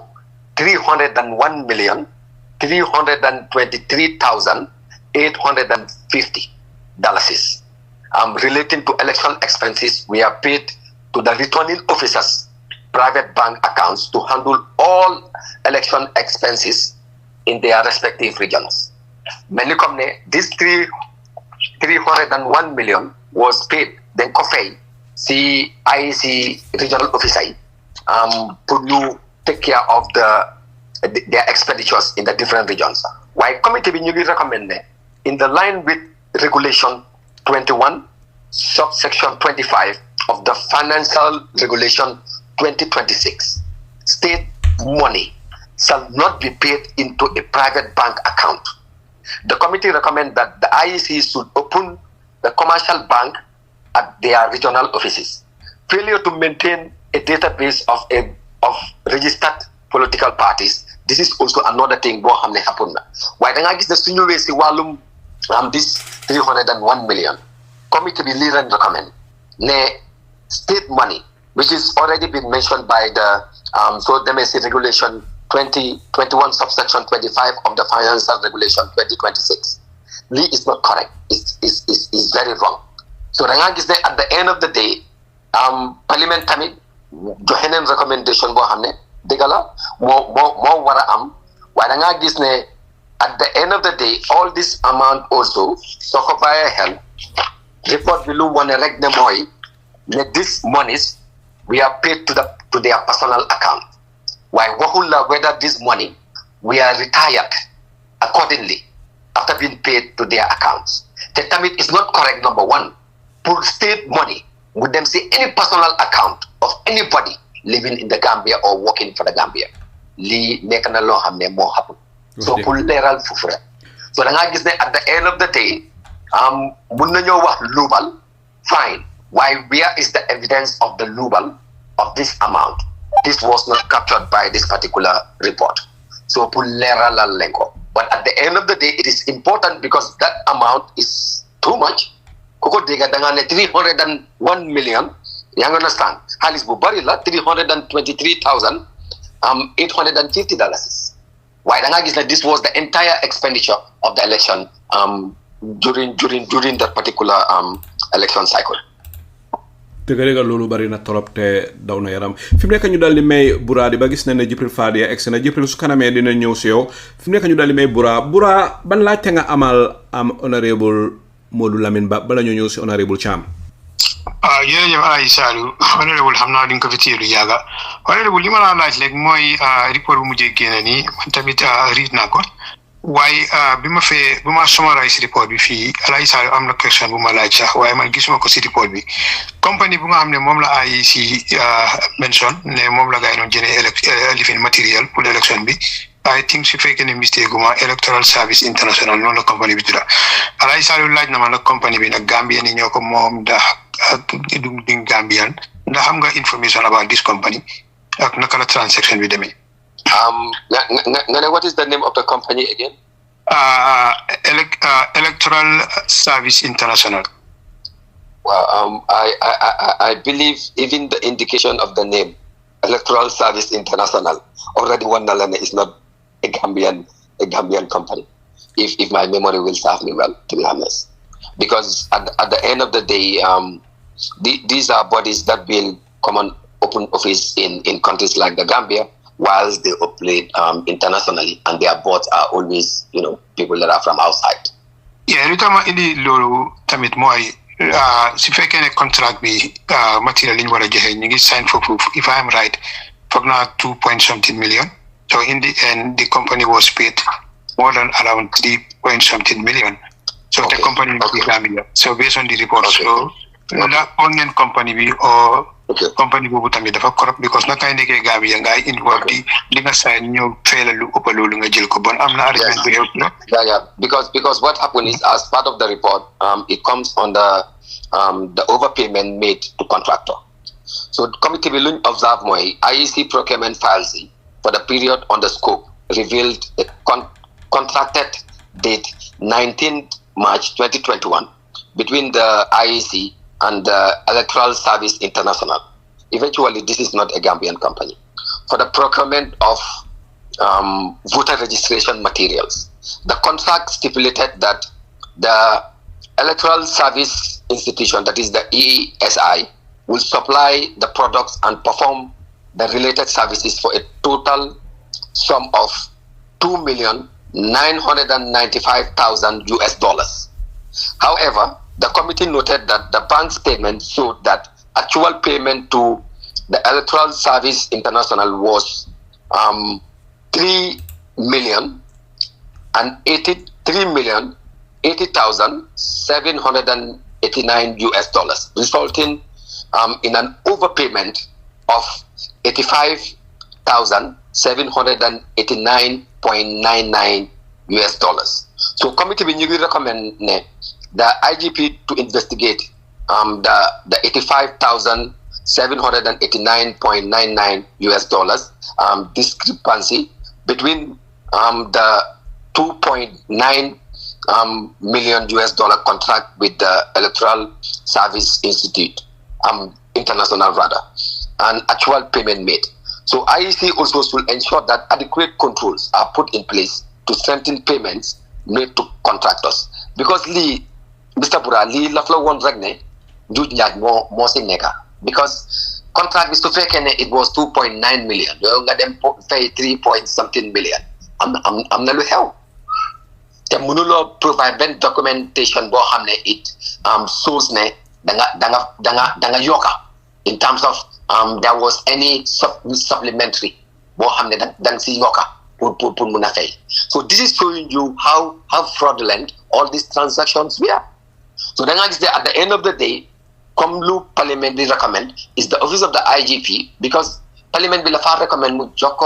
recommendation bi to the executive. So the executive should use the office of the IGP to make sure that they do all the required investigation. Tell you they go and investigate, because this is total fraud. Because Domane tay mandama am a contract with you, Mr. Bura, of 2.9 million. At the end of the day, contract bi mu ne 2.9 million, mama dem fay la 3.08 million US dollars. Lulu make good sense. So something happened and it needs to be investigated. So this is showing you there were a lot of issues as far as the IEC report was concerned, to be honest. The Gambian people should be very concerned, because come Mr. Njie wahere, if IEC should be as credible as, they should be as perfect as Allah subhanahu wa ta'ala, but they should be as credible as, as expected to the max for that matter. They are faced with all this financial mismanagement, then we should be worried as people, especially as politicians living in the Gambia, to be honest. Honourable Ba, okay, go ahead, Bura, go ahead. Jërëjëf maa ngi just quick benn question la bu gaaw rek. Honourable Ba, am na li nga xam ne mi ngi circulate si social media bi ñu ne di chairman kii jokkoli dañ gis ne dafa am moto bu school, so moto bi nit ñaa ngi wane ñu ne Amadou Sane moo ko jox ne daf ko may gif la. So maa laa laaj rek position boobu noonu si allégation la nag. So position boobu, because gisoon nañ président Barrow tamit dugal na si moto mi ne Kalilu Wagi moo ko may moto bu school, xamoon na gisoon nga vidéo boobu. So li ma bëgg nga dimbale Gambien si fii rek mooy position bu mel ni di chairman of the IEC, ndax yow war ngaa jël gif bu mel noonu, loolu laa laaj lan la luwaa bi wax si loolu. Pour wax la dëgg rek, man I really don't go personal with nobody, but da ngaa gis ne as a public official or a civil servant in this country, you have to be very careful, especially when it comes to gift. So the commissioner of the IEC was given a gift by an individual. That is not correct, and the law doesn't agree to that. That is illegal, because you have no right, even as the president, to receive any gift. You can only receive a gift on behalf of the Gambian government, which should be managed through the consolidated revenue account of the Gambian government. But a personal gift given to you, that is unlawful as far as the country is concerned. And these are things we must know, and we must try to practicalize, because it's important. As someone who is leading, come Mante personally, as a member of parliament, I've been even the Anti-Corruption Act is talking about the issue of gift. The way and manner it should be done. All these things are addressed. Lulu Taman, I always advocate, since when it was enacted, that is the Anti-Corruption Act of 2023, when it was enacted, I keep on advocating about the implementation of this act. Fortunately for us, in December, we were able to approve the commission, which is responsible for the implementation of the act. But yet still, in Parliament last week, Vice President Mugi ñëw with a very flimsy excuse. Success happens when our dreams are bigger than our excuses. It's not because of you want to change one individual from the number of commissions that you submitted to Parliament, which was approved by Parliament, that should delay the operationalization of that commission. Because Gambia is in their need of that commission, because we are seeing so many things. We are having so many problems with it. This is not part of our discussion. Part of the question that I asked 2 weeks ago to the Minister of Interior about the $48 million contract that was signed on this forensic lab between the Minister of Interior, the former Minister of Interior, Honourable Maifati, and also Sea Trading in July 2027 concerning this forensic lab. Because they commissioned this to them commencé di opérer naka la ñoo mëna amé evidence, because for example the TJ process is on now, that is the transitional justice process is on now. How do we identify the forensic results of some of the things that we want to use as evidence in the court. One, dina delay the court process. Two, dañoo jël xaalis bu bari di ko def di fay in Ghana, Dakar, ñu ne ñu ngi def forensic test. So lady is very sad, and to my own surprise, the current minister of Interior, Mune ñoom amuñ a trace bala gaay chegee moom ak team bi gisuñ sax that contract that was signed. Can you imagine? Bon fan la $48 million bi war a dugga Honourable Ba. Exactly. Ana $48 million dollars platform bi dina ko toppa mbir bi because two things la fa involved. May fàtte si boppam génn na mu ne moom sign na contract bi to the contrary of minister bi lan la ma respond in parliament. And this is showing you the inconsistency as far as this government is like looking upon Gambians, because they think Gambians easily forget. They think Gambians don't know what is happening in this country. Sakatuma law, it was published by two national newspapers, by the Standard and Point newspaper on the 20th July. That is after the signing at their office in Barton Hardin Highway. You want to tell me that you don't even see a trace of that contract that was signed? That is completely false, and it is completely unacceptable. While going further, coming back to the main topic here, Li Mungla Wane, Nyun Deputy Speaker Seedy then what Takasundiga Buba would elect the Gambian people. We are the only hope that the Gambian people have right now. And so by hell, so many Gambians don't know, members like us, what we are doing in parliament because they don't know or follow us in parliament. Lafa am solo. Li yep so gise ñuko isi. You body you give like I am focusing on the $48 million. No, it's not about the $48 million. It's about what is going to happen today and what is going to happen tomorrow. Gambia, as we speak right now, Minister Bimune, through EU, the office of the IGP in Banjul, you am state of an art forensic lab. I am saying that is not right. That is not correct.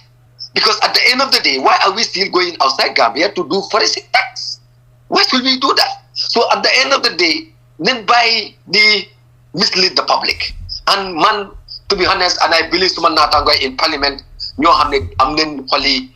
sen xoli bu gané rewi Gambia bu baax dina make sure that they always do the needful by performing their function, by making sure that they scrutinize and perform oversight to all government institutions. That is the ministers, including the office of the president. Because li dafa am solo tay da nga gis ne da nga laal one part mu isi na si benen part, because tay ñu ngi wax right now about IEC waaye man la isi loo xam ne mu dina serious sax lu happen mel ni comme ne réew bi fii dañoo side contracts yoo xam ne through suñ government ba pare du gis contracts yooyu loolu lañu ministre bi wax loolu léegi moom mooy ministre mooy interior minister Abdoulaye Sanyang interior minister bi Sanyang Abdoulaye Sanyang responded this to me 2 weeks ago. So last week every day newspapers in New with different articles. Even civil society organizations like Edward Francis Small teaching living nakala tudati Center for Rights and Justice. Center for Rights, yeah, guy and then through under the leadership of Mari Jobate. Guy ordinary parliament produced among these two ministers.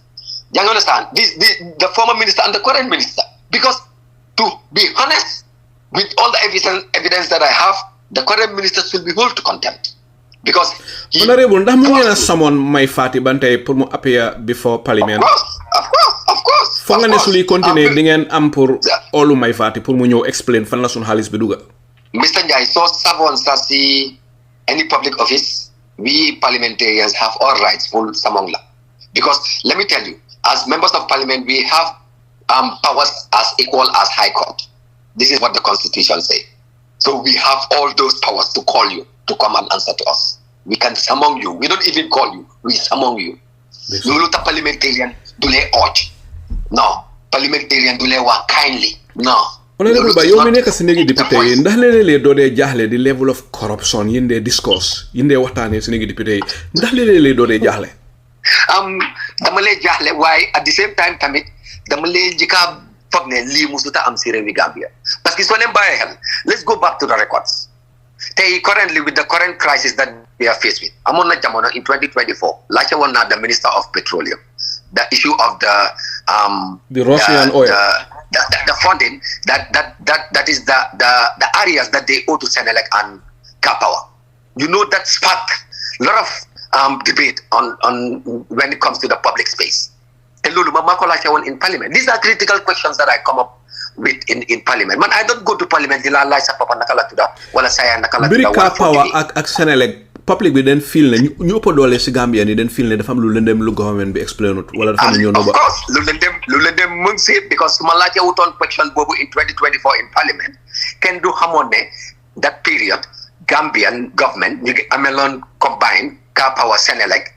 lifi naka la tuddati car power Senelec yes $20 million mu mel ni sa laajte boobu moo feeñal loolu te yeneen xam nga the thing is loolu tax man dama lee always wax ne liggéey député du liggéey caaxaan a country can afford a lunatic president but I can tell you cannot afford a lunatic member of parliament. wax dëgg yàlla ndikte honorable kontaan naa ne wax nga li te Gambia ñu bari den feel ne ñu bari ñu ngi suñu néegi député yi amun fa place warun fa nekk di te defalun Gambia benn service te loolu dafa nekk lu daw yaram. This is the honest truth, Mr. Njie. Man, I'm a member of parliament and I confined to the section 112 of the constitution that talks about the integrity of parliament. Man, so here parliament, you talk about all of us because I am part of parliament. Collective responsibility. I am doing the right thing. Yeah, you understand? Even though I am doing the right thing, Honourable Musa Cham is doing the right thing, other members are doing the right thing, but at the end of the day, so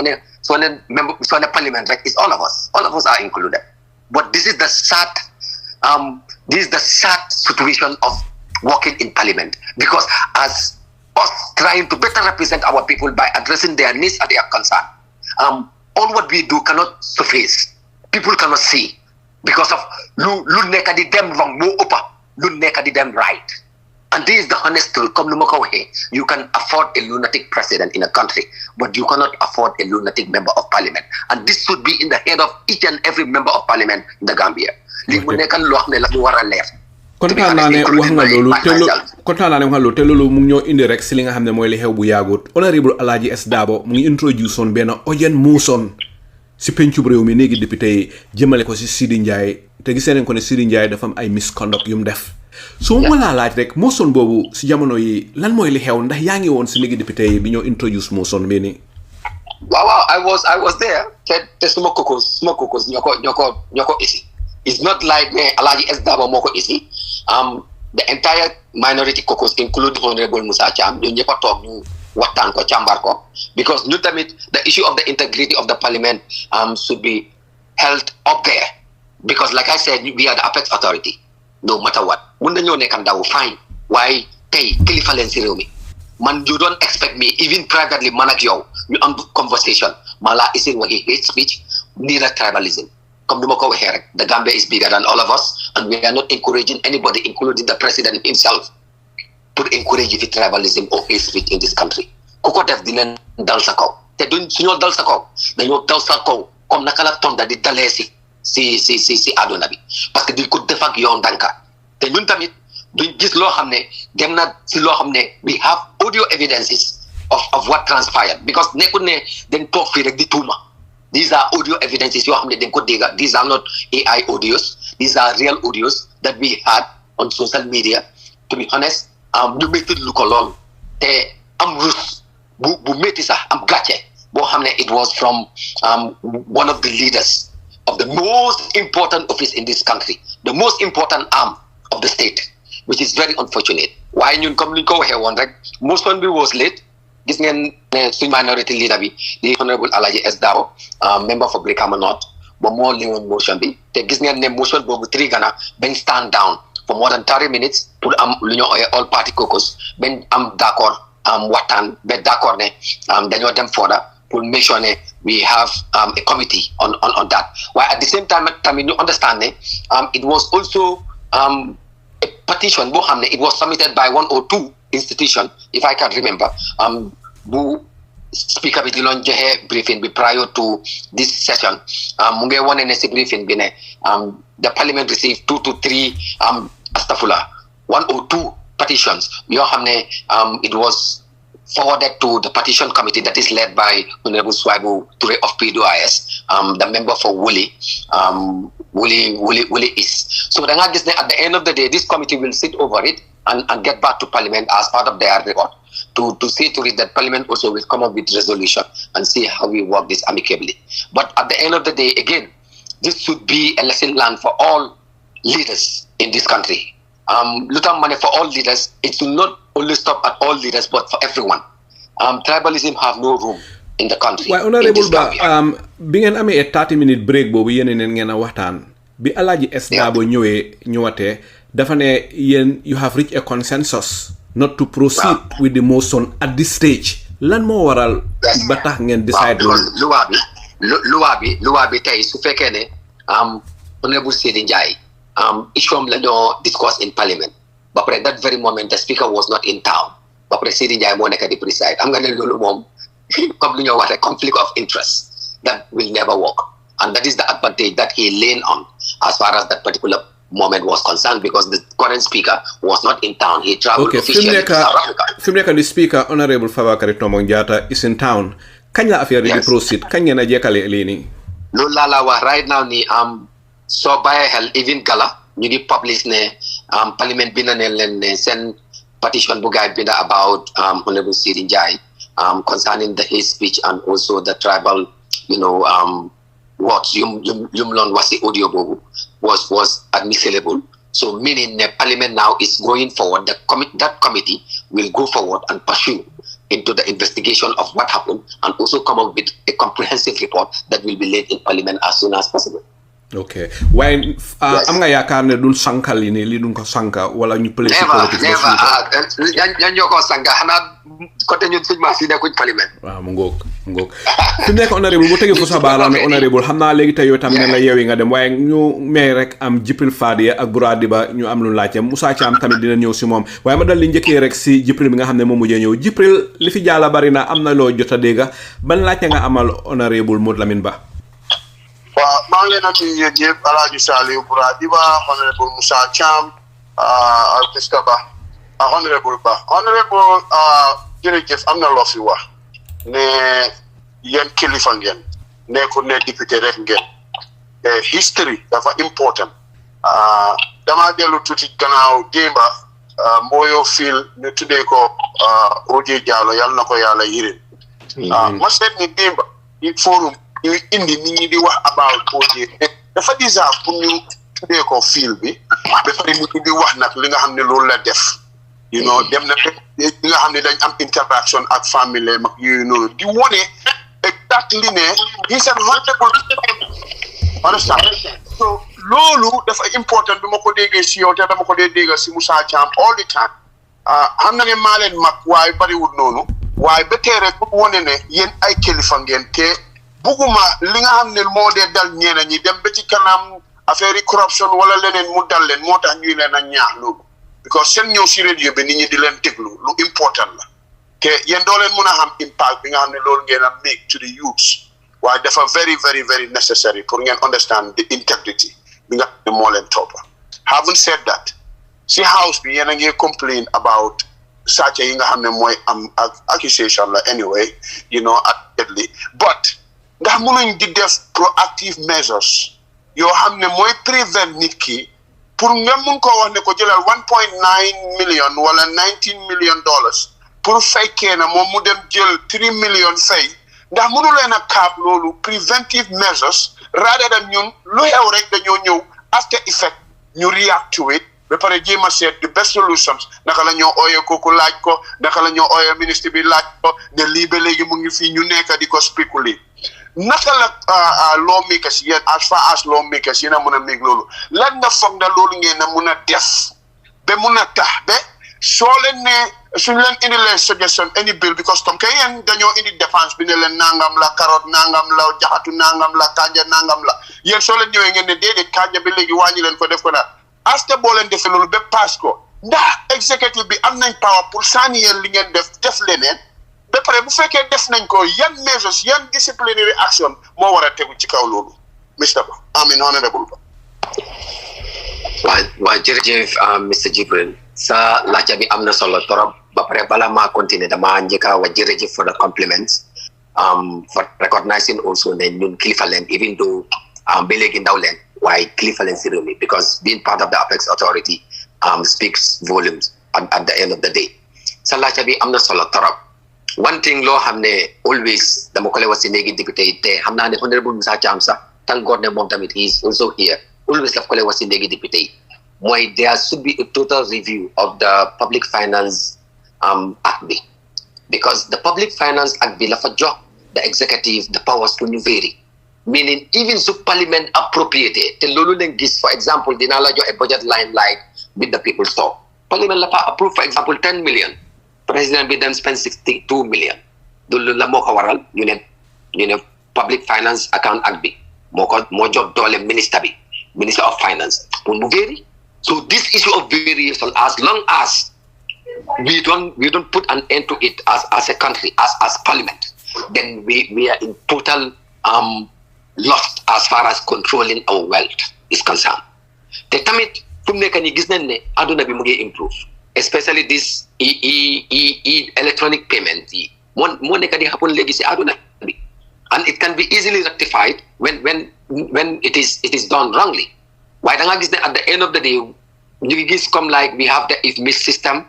we have, because that is what government is currently using in terms of payment. Why don't I guess that at the end of the day, these are things we must improve on. Because, for example, that particular system, whatever you input is what it is going to record. Meaning, it's going to depend on what you feed that particular system. But how do we enhance it to the level of the current tech that we are having in the world? So these are important things that we really need to put in place. And I think that ñu say there's a lot of advocacy in parliament, because advocacy is part of our mandate as members of parliament to see how best we can change the narratives to better manage the funds that the Gambian people have. Thank you. jërëjëf Honourable Ba fi mu nekk ñu dal di ñëw si Bura ban laajte nga amal Honourable Modou Lamin Ba. waaye Sall waaye jërëjëf Honourable kilifa nga Honourable man la ma dee wax all the time ne kilifa du comme kii moom ak kii parce que àdduna bi foog ñu magante waaye kilifa ci jikko la ak si li nga wax ak si li nga def ku fi bëgg nit ñi respect la ak position bu mun a am nag. So Honourable li ma bëgg a laajte rek mooy kii wax nga like interior minister bi ñëwoon na si parliament bi, so yëfi Seedy Njie tamit indi nañ ko si attention am dig maa ko doon follow. Gis naa ne buñ ko laajee yëfi comme ñu use like this tribal sentiments nekk si dugal ko si politique ak yooyu. buy fàtte Honourable Cham fi su la neexee mun nga koo laaj sax. Go ahead. Yeah, okay. Thank you. So this tribal sentiments laaj nañ ko moom tamit wax na ne lii dinañ si liggéey IEC pour gis ne def nañ ay measures pour lii nii bum di xew daal. So mu mel ni lii nekkut di xew. So waaye dinaa indi sa attention ñun after ñun dinañ jël loolu gis nga président Baro recently barka démb rek so lifin bu rari bu mu def Brikama gis nga ne mi ngi nii di waxaati wax bu nga xam ne loolu soo ko xoolee loolu defetut di wax ne ay màgget Ousseynou di wax ne 2021 paanoon na parce que yëfi courant bi la noonu adresse muy wax yooyu te yàgg naa wax Ousseynou Daabo feebar si baameelam bi yooyu yëpp. So li ma bëgg a indi sa attention mooy ndax yii nii suy xew di ngeen ooyaat minister of interior bi Ablaye Sagnang wax ko ne yaa fi waxoon ne di ngeen jël measures te lii mi ngi nii di xew lan nga nekk di def ndax prépare ngeen loolu pour delloo ko si waxam loolu mooy question. waaw loolu am na solo trop waaye Bura leena moo si nekk man duma lee préem lu ma lee ici in parliament, because that really make it work for me as far as my parliamentary work is concerned. Because man always dama lee make sure ne before I go to parliament I prepare myself as a member of parliament, as a representative, and when I go to parliament, when I speak, members will always know ne lu ma wax lu am njëriñ la. So these are things yoo xam ne I can say that it's on the pipeline, but I will not say it on this platform when it is coming. Because Lena Mosi Neka, ñun kilifa yu ñu yar ñu ne kuy yor bu saxat, especially say jëflante ñoo xam ne dañ lay wax di waxet.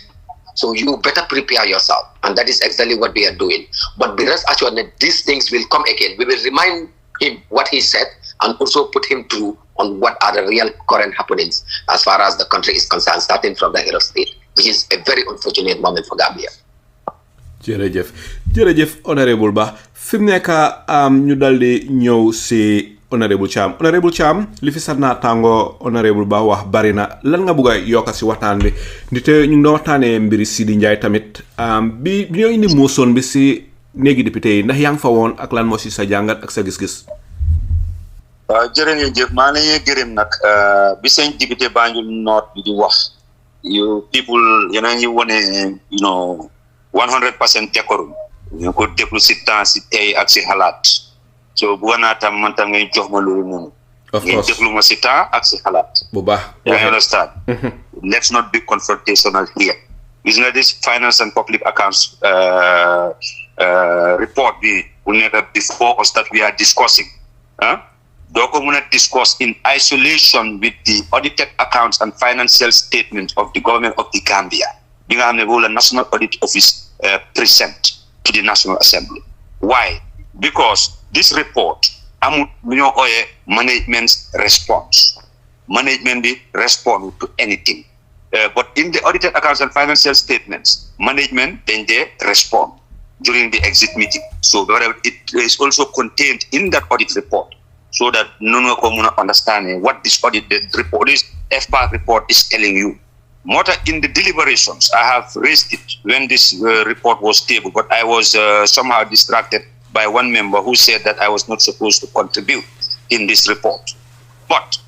more money, this report, what it reveals, that expose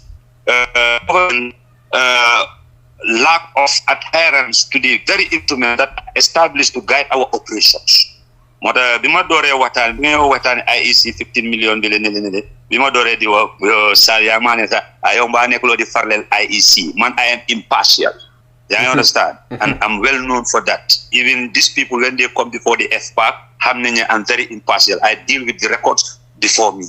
Mota you direct this that very complaint or the query to the Inspector General to investigate what said, because that audit query limla wa moy but IEC to their management's response their autonomy they thought that they shouldn't be governed by the Public Finance Act, and the Public Finance Act is for all sectors. Why understand what they said was their IEC Act. You understand? So they are independent, which they are not. They should adhere with the dictates of the Public Finance Act because they are dealing with public funds. You understand? Bobo one. And the second one would be this report, do report all Gambian departments, ministries, agencies, councils, they do not adhere with the Public Finance Act and public finance regulations. Even Banjul City Council, the city of Banjul, their Austin project, we have all seen it. The audit reports have revealed so many damning issues. And what is council's funds in the Local Government Act is explicitly clear. All funds accrued to the council. These are council funds. Even this project funds should be deposited in the council's development accounts. They are council funds. But we've seen how these are audit queries. Even Honourable Modou was affected. I understand. He was affected, but later he came and clarified himself. So he was affected. He knows because that report reveals that they were giving loans to each other, just like the IEC, what they were doing, thinking that those funds does not belong to the council. They shouldn't be governed by regulations. That's what they were doing exactly. So this report,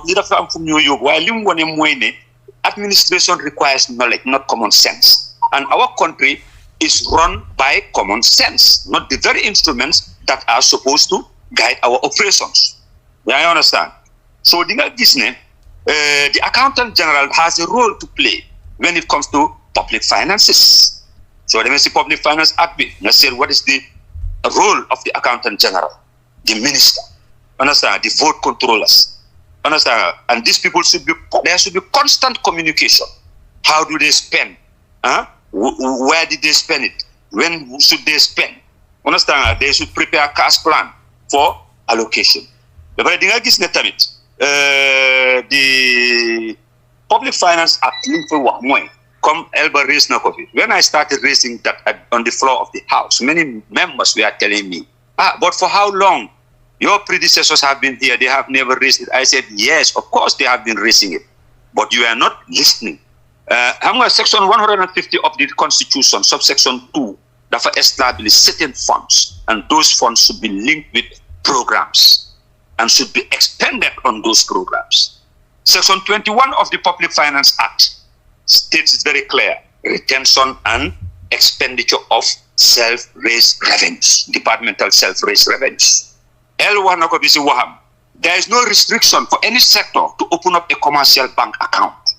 They should have one at the central bank. Understand? But if there is a need for them to open up an account with the commercial banks, they need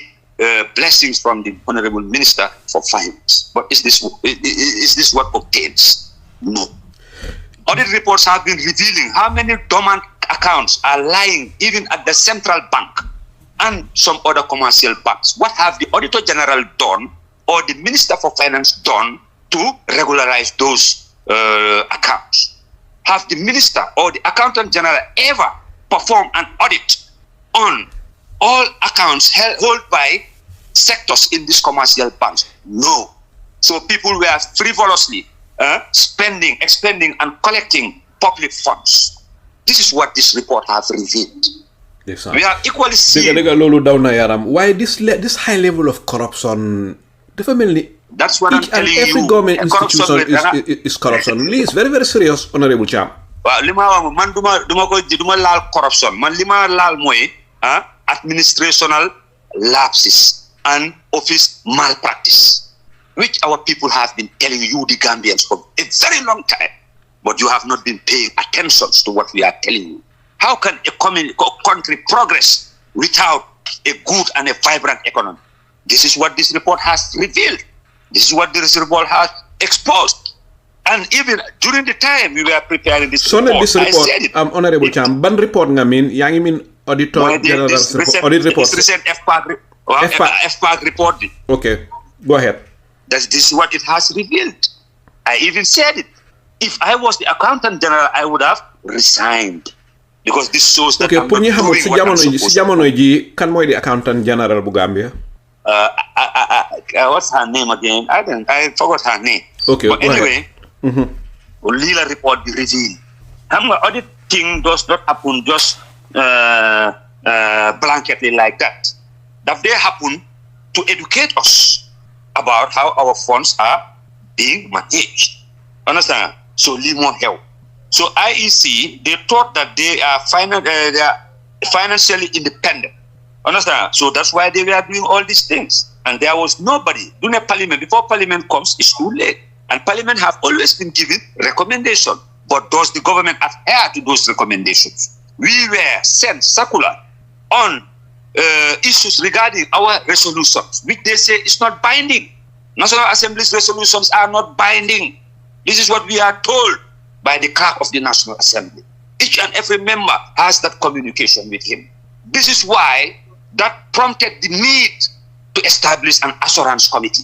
Assurance committee dafa create a room bo xamne kolare ak nawle mo fa neka. When ministers gives commitment, the assurance committee will always follow and ensure that these commitments are fulfilled. So this is the country that we are dealing with. Dawna yaram jërëjëf Honourable Cham si jàngat yi nga joxe ni jàngat yu am solo la baax na askan bi dal di xam loolu. Accountant General bi mooy Miss Agnes Macaulay moom mooy di Accountant General te li nga wax su fekkee ne dégg na ko definitely war naa mun a defal boppam favor dal di seet li nga xam ne mooy li jaar yoon mu dal di ko def waaye sa naataango Honourable Modou Lamin Ba am na lu mu wax fii ma bëgg a xam lan moo si sa xalaat mu ne mbiri Seedy Njie nit suñ toogee ba koo xam ne ki nekku ne he's an ordinary member of the National Assembly. Why ko xamne is the Deputy Speaker number 2 man si penchub réew mi si néegi député yi ñuy toog di ko dégg si ay wax yoo xam ne wax yu sew yoo xam ne day xaaj réew mi ay yëfi tribalism sa dëgga kooku feneen mooy place sam waaye du néegi député yi ma bëgg laa laaj rek moo son mi nga xam ne Alaaji S Dabo moom la introduce si parlement bi yow yaa ngi fa woon lan nga si xam ak mbir mi fan la tollu si sa gis-gis. Wow, the motion that they were trying to bring doesn't fit the standards of 53K of our standing orders, and they know very well.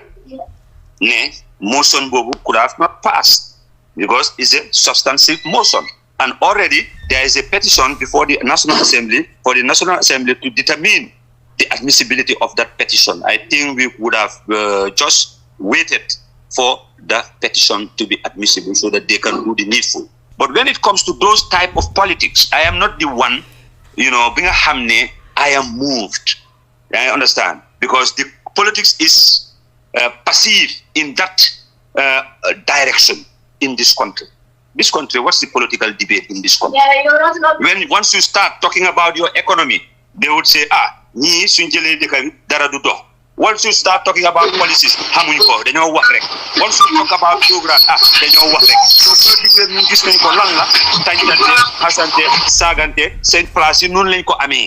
when the going was good, you never heard that boy speak. And when the people heard what happened at that office, when they came out to his rescue, the boy denied the people, understand, their right to hear the truth. But when things get worse, understand, he went out to the media. So for me, that Omar P. Jallow. Ndax foog nga ne Seedy Njie def na njumte am det? Xam nga man duma de xalaatee noonu. Comme ni ma la ko sal. Man dama nekk nit koo xam ne man Gambian la. Suma yaay soose la benn wala yaayam Lebu la. Suma papa Pël la. Maa ngi am di yaay yoo xam ne ay joolaale. Maa ngi am mbokki njaago sax. Maa ngi am lu nekka. Man te ñooñu kenn ku si nekk suma love for them is equal. Ba pare community bu ma jógee muy Serekunda London Corner. Understand nga ma. Li Seedy Njie doon wax soose yow si sa gis-gis naka nga gisee loolu li Seedy Njie doon wax soose ak li Seedy Njie doon wax UDP. Seedy Njie, to tell you the truth, man dama dégluwut loolu sax dama amul time yooyu. Because du ma sing so low to that level as a member of the National Assembly foog ne waroon nga xam loola Honourable Cham. Waroon nga xam lan. Waroon nga foog ne loo xam ne li is a matter of public interest mu ngi lëmbee réew mi yëpp foog ne yow tamit waroon nga find out xam lan la Seedy Njie wax. No, waaye ndax Bura taxawut mu ne the head of state ñu ngi ko gis on political platform boobu sax is more concrete and more admissible as evidence because Seedy's audio was an audio. How do we establish that the realities of that audio? It was a locker room discourse. But on the open and in the open, we have had political leaders advancing tribal bigotry. Okay, President Adama Barrow génn na wax na loo xam ne lii mënoon naa yëngal réew mi lan moo tax yéen léegi député ooluwu leen President Adama Barrow nite wax na many times lot of things ma jël exemple rek comme bi President Adama Barrow génnee di wax ne dañ dem si baameel yi guddi di fa dugal ay xaatim yow loolu is a crime loolu is a disrespect for the dead si diina loolu is loolu is the highest level of kufur bu defoon loolu Saudi Arabia dog neen boppam be waaye ñun dëkki jullit bu mel ni Gambia ñun dëkki jullit leen ñun ay su nekkoon dëkki jullit sax xëy na jullit ñi ñoo ëpp si réew mi at least foogulee ne yéen mi nekk si néegi député yi tey ëppa doole gépp ay muslim ngeen waroon ngeen a oolu président bi pour mu explain si yan baameel la demoon ak maam yi ñan la ekati dugal fa xaatim waaye daf ko wax dara xewut ba pare yeneen président bi wax na ay yëfi tribalism dara xewut lan tax yéen léegi député yi doo leen dee ak pour oolu président bi because li ma wax dafa cause division mun naa taal réew mi. Do you know that process, what it is called? Is to censor the president. Pour nga censor ko. Is that possible? Or president bi si néegi député bi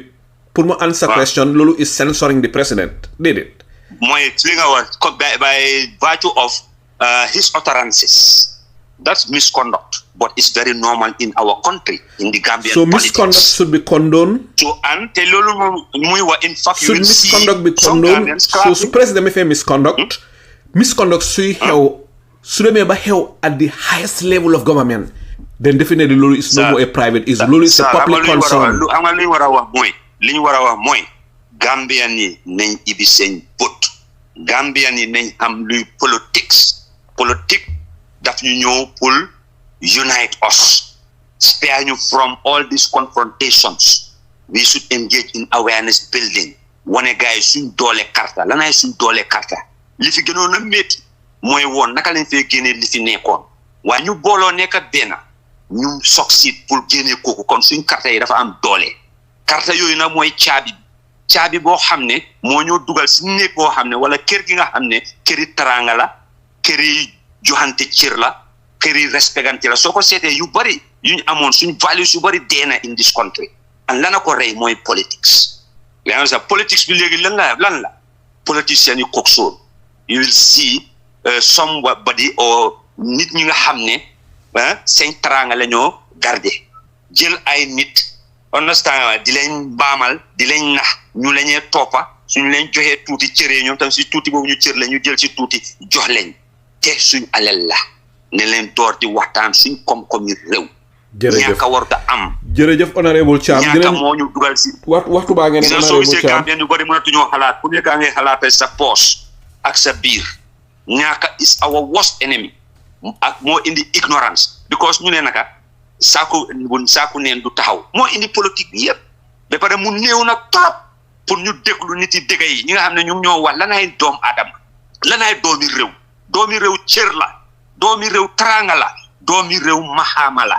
kenn waru la cee wàññi ñun ñëpp a fa am section 1 subsection 2 of our constitution. jërëjëf honorable Cham jàngat yooyu am na solo lool sotee fu sa baaraam honorable Cham ñun ñëwaat si kaname tuuti fi mu nekk ñu dal di ñëw si honorable Modou Lamin Biba honorable ba ñu ngi la fi téye nag lu yaaga xanaa fi mu nekk rek ñu dal di la mee nga dal di daaneel sa naataango bi li mu wax naa ko gisee ak ana fan ngay daaneelee su ko fe ñu dal di la yeewi nga dem ko fe ñun ñu des fee honorable Cham.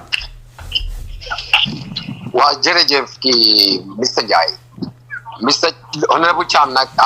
wax na lu bari te wax na tamit lu am maana as far as this discussion is concerned comme nu mu ko waxee rek the report was very cross-cutting and it captured so many things dem na ba laal sax foo xam ne time bu ma liggéey Banjul City Council boobu nekkaa gu ma member of parliament sax during the EU Austin Banjul funded project B, because I was the information and communication officer of the Banjul City Council. I was part of the steering committee responsible for the visibility of that project by then. Yalla defon nak bena jamano all the members of the steering committee were given a loan of 33,000 that will be serviced through the monthly allowance bu ñu lan pay of 7,500 every month. While yalla def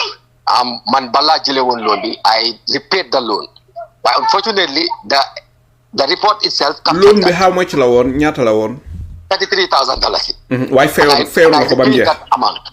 fay na ko bam jeex I have all the receipt te abuma ci lolu sax because luta sa li mu nekka wax sa right now because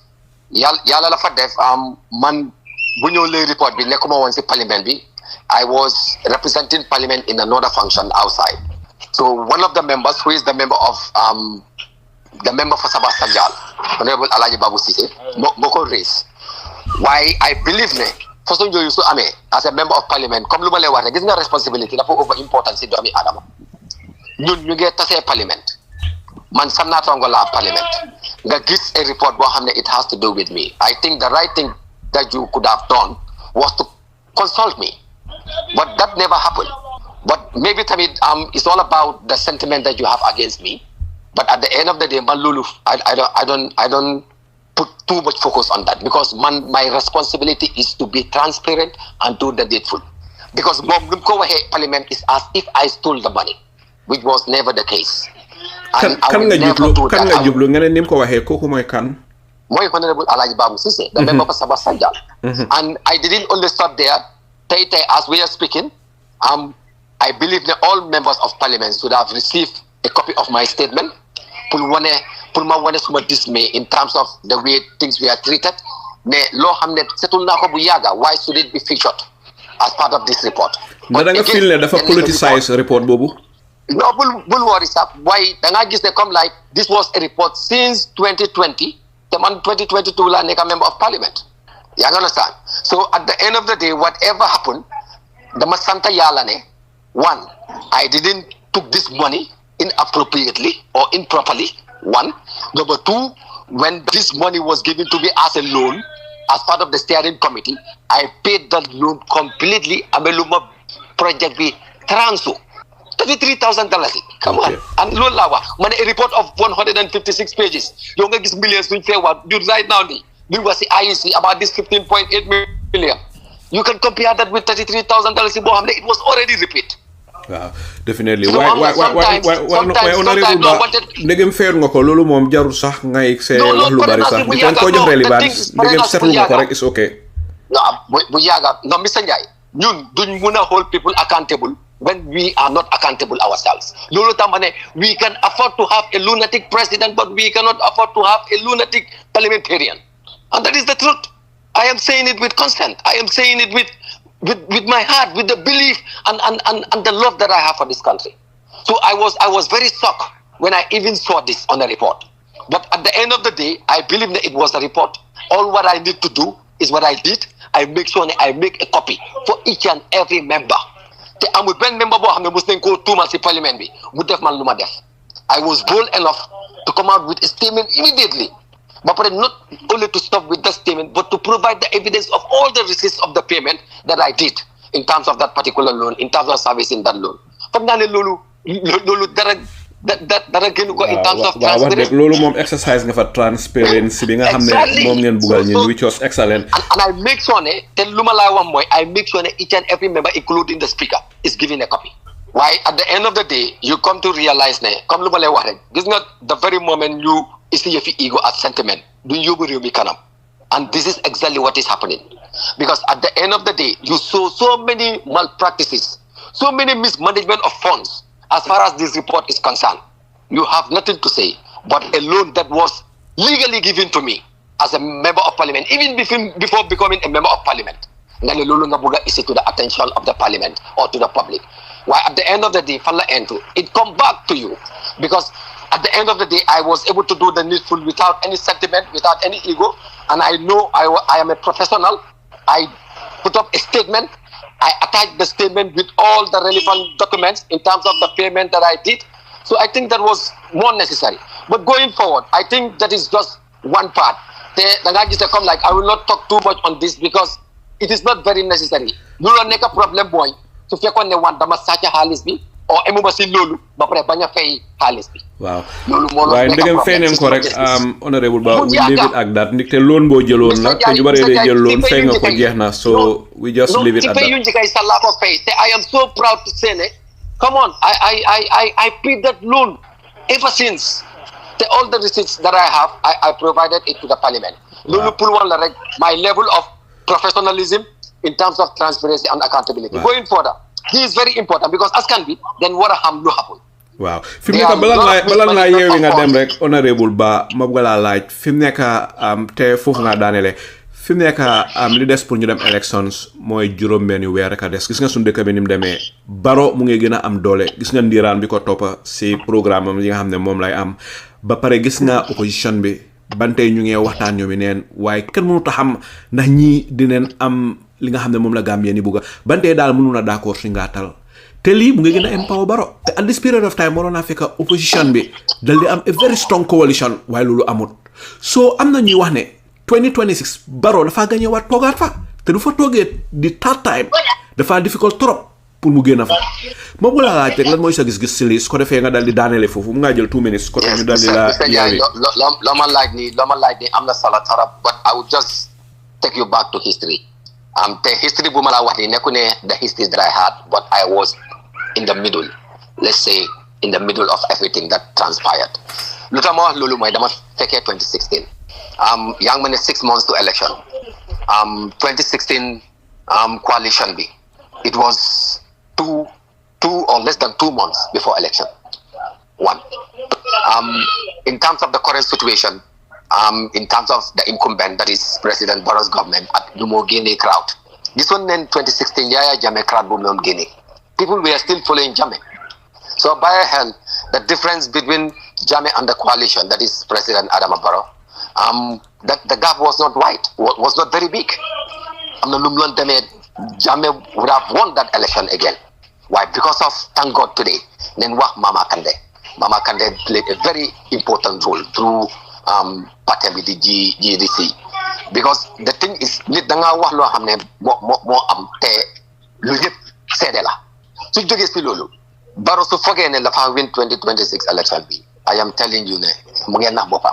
man I can tell you that té neku né dama ko wax because of dama feel like né oh I am feeling so big or excited but I am telling you the honest truth the Barrow is going to lose this election if everything is done fairly as far as the presidential election is concerned. Digala nak am getting all right because of we are seeing the current situation when it comes to the opposition. The opposition if they don't come together Gambian people, be including myself, and that is my stand as far as this presidential election is concerned towards the coalition of the opposition in this country. If they don't come together, including my party, the United Democratic Party, Gambians, and this is my stand. The opposition parties soon d'accord together as coalition. Ñun Gambian people yi duñ leen balal including myself te lu may wax ni dafa am fu óor fu ma ko wér because the fact of the matter is nañ xam ne Barrow coalition moo ko fi teg te coalition moo ko fee génne coalition moo ko fi teg te coalition moo ko fee génne ñu bari dañoo wax ne waaw why do we even have to have this belief, but these are the realities on the ground. These are the realities on the ground. te tey soo gisee Barrow si boppam tactics bu moo use every time mu ngi seet naka la moo divide wala def the opposition coalition pour ñu ñaaka óolu wante seen boppa. He comes with so many statements yoo xam ne at the end of the day you will be like waaw kii lan la moo try pour ban game la moo try pour play bugg a play maa ngi nit yi but dinaa la yëgal ne be rest assured ne ñun we are more than committed in what we are doing and it's not like lu ñoo def dañoo toog si place wala ñëw si plateforme di ko wax dañ ko def fu ñu ko war a defee wax ko fu ñu ko war a waxee. I can give you one example. Man Honourable Ba bu ma contest 2022 organise ma benn public meeting. I had no meeting that I gathered people ma ne leen ne nii ne tey dama am meeting during my campaign. It never happened. All what I did was the needful to win my election and I won my election. And I believe if we apply the same strategy, it can change the narrative. waaye Honourable Ba xam naa ne Gambien yi déglu ñu bari dineen jaaxle ne waaw Honourable Ba mu ngi ne Barrow dafa perte élection yu ñëw waaye waxuñu kan mooy gagné te coalition amagut ban tey fan nga wéer li nga wax coalition dina am loolu tam ma commencé si wax bi ne yaa ngi ma ne 6 months bala election ma remind la ne 2016 it was 2 months before election and it worked, so we still have the time. Te xam naa ne wax dëgg ne yàlla all opposition parties are working tooth and nail to make sure that it happen, and when it happen inshallah be rest assured ne we will all come together all out and make sure that Barrow is being removed as far as the presidency is concerned si kàttanu yàlla te xam naa ne yàlla dinañu may ndam loolu I am so optimistic te xam naa ne laf ma leer comme naka la ma leeree ne xam nga tey la lundi naka la ma leeree ne ëllëg la talaata by force. I am saying this on your platform. Te dina la ko wax on the 5th of December or on the 6th of December 2026. Dina la call manela waxon na la ne Barrow will lose this election si katanu yalla.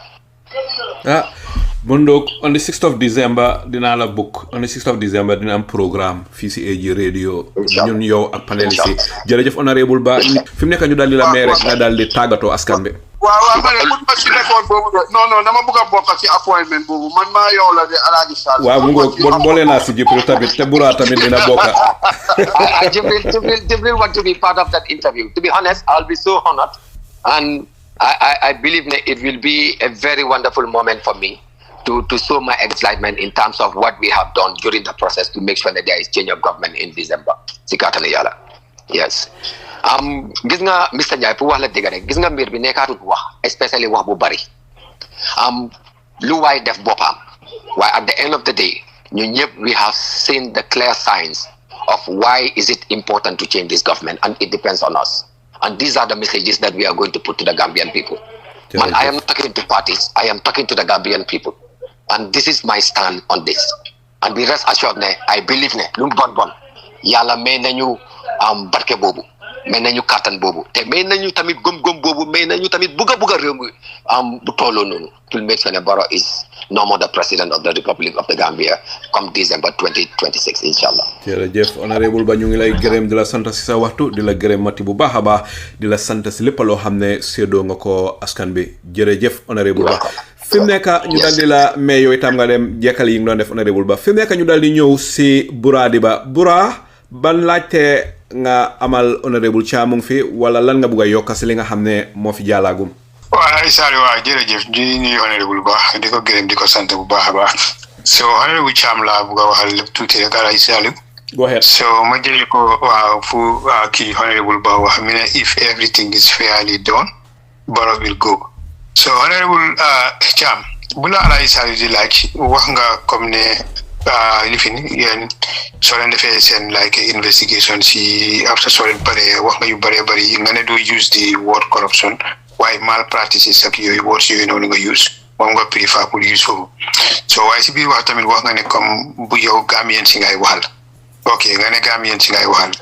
léegi lan ngay waxal Gambien si soo ñëwee si IEC lan advice ngay jox ak Gambien si ndax yow personally yow sa personal opinion ndax IEC jël nañoo óolu ndax jaruñoo óolu lan ngay wax si loolu pour Gambien si ñu dégg ko Honourable Cham. fu mu ne nii dafa depend pour ñu qualify that question suñu óolu IEC ñaaka la ñuy óolu will that stop them from arbitrating our elections? No. 1. 2. 2016 the same IEC ñoo fa nekkoon and ñu bari ñu doon wax but when elections came Kuneka was very happy about the Independent Electoral Commission. Understand? Because of the role they played. You understand? So the debate should be centered. So we say office malpractice more happen until lolo happen. You understand? Because so kosete moy ngurgi this audit report is a audit reports in Watana citizens is a very important material go change the Gambian mindset and concept of government, because this never expose our government. Our government is only interested in having some little money, bringing in some so-called developments in very few communities, and people will clap for them. This is the reality. The reality is development and the growth that the government has on paper reflects the kitchen of that woman in London Corner, Tobacco Road, Fajikunda, or that market vendor in Serakunda, or Marse Ngalaw London Corner, or Marse Jilifilikuna in Talimbek. No. So government didn't go in it for an economy at least every Gambian will live a dignified life. Lolo da nguur dafa ñëw pour understand defar nit yi seen dëkkuwaay seen dëkkin lu ñoo dëkkee si àdduna nga xam ne at least the basics dinañ ko am. You understand? But for this government and other governments, they were not prepared for this. So léegi mu des si Gambians, because Gambians ñooy face the hardship, including me myself. You understand? So te dañ teg nit ñoo xam ne ñoo fa war a nekk pour saafaral loolu ndax ñu ko saafaral ndax ñun nii lañ ko buggee lii moo tax nit di tànn nit di ko jiital. So si gàttal dafa des si ñun waaw jërëjëf. Honourable am naa dinaa la delluwaat direct waat si question yu baax because su ma la laajee yow sa personal opinion wax nga ne comme nit ñi 2016 yaakaaruñu woon waaye ba results yi génnee am na ñu bari ñu nga xam ne happy nañ si IEC. So si jamono bii nag IEC comme révélation yi di génn si audit report si ak yéen sax ñu ngi leen a gërëm di leen sant FPAC so investigation yi ngeen nekk di def dafa gën a raise more concern about IEC seen credibility. So moo tax as like a National Assembly member nga nekk si committee bii nga xam ne dafa important yow sa personal opinion about IEC na IEC jël nañu óolu yow sa personal opinion. waaw xam nga jël nañu óolu si ban boor xam nga man dama la expliquer lu xew Bura li ma la expliquer mooy ne accountant general bi dafa am a role to play. One of her roles or his role is to establish proper systems of accounting in every department of the Gambia, of the government, to supervise the prompt collection of all revenues. They don't know the audit report fee. IEC, these parties fees to guide the deposit. They are using them, expending them without the approval of the accountant general's department. And one other function of the accountant general, Moy, to see the proper provision, to see that proper provision is made for safekeeping of all public funds, stamp, securities, and valuable documents. To prepare the accounts for audit, prepare the government, IEC. To supervise the expenditure and other disbursements of government, to take care that no payment is made which is not covered by the proper authority, and in the case of any apparent extravagance, call the attention of the accounting officer. Understand? There are accounting officers, more than would be tech for accounting officers. But where is the link? This is why it is so easy for these people. Year in, year out, audit reports are coming, and the same complaints are coming. What are you doing about it? Is the president following? Is cabinet following?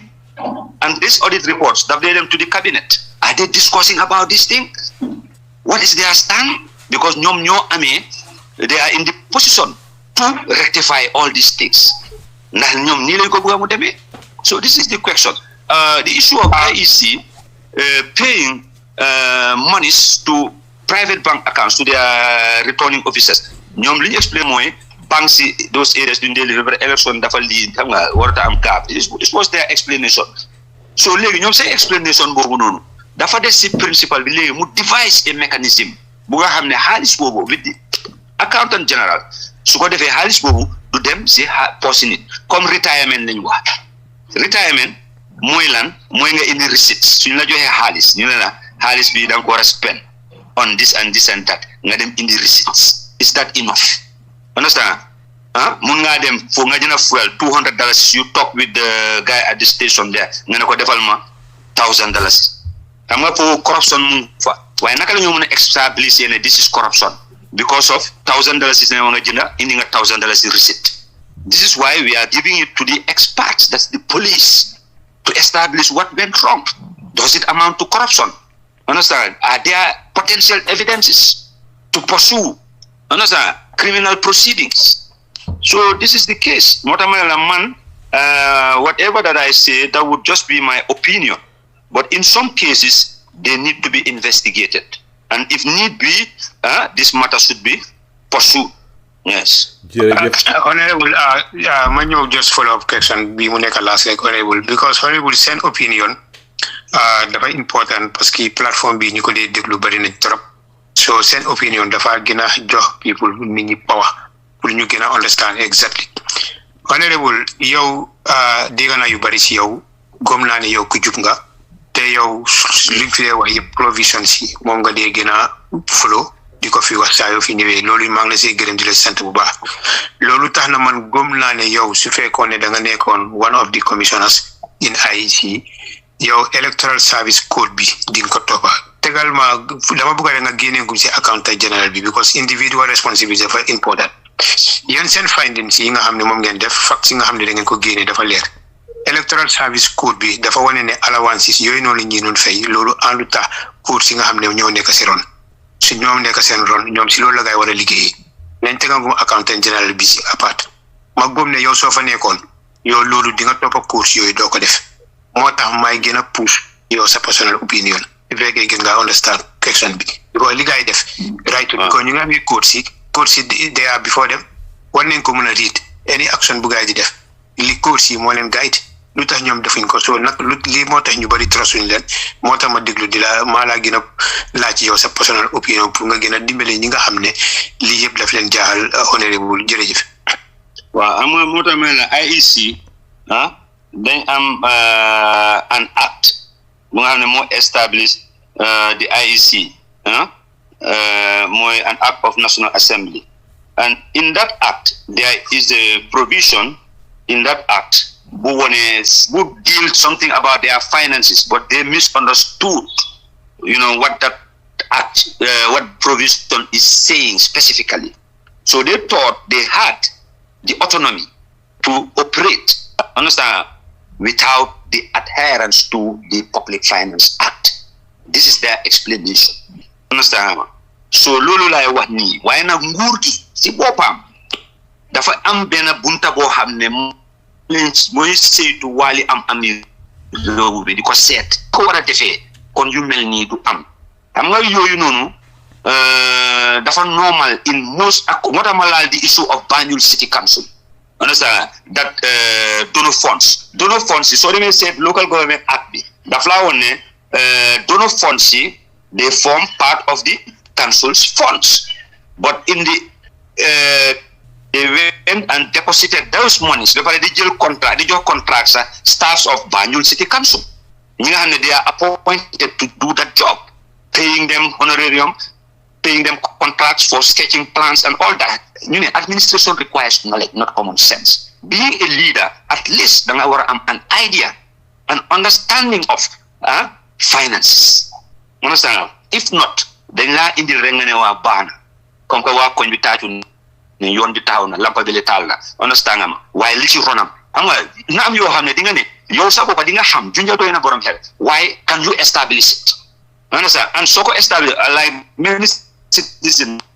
I said comme the anti-corruption commission bi léegi ñëw mu ngi ñëw si inshallah su ñëwee then citizens yoo xam ne mun nañoo prove ne hey this is corruption let them take it there the evidences that they have they may even have more evidences that I do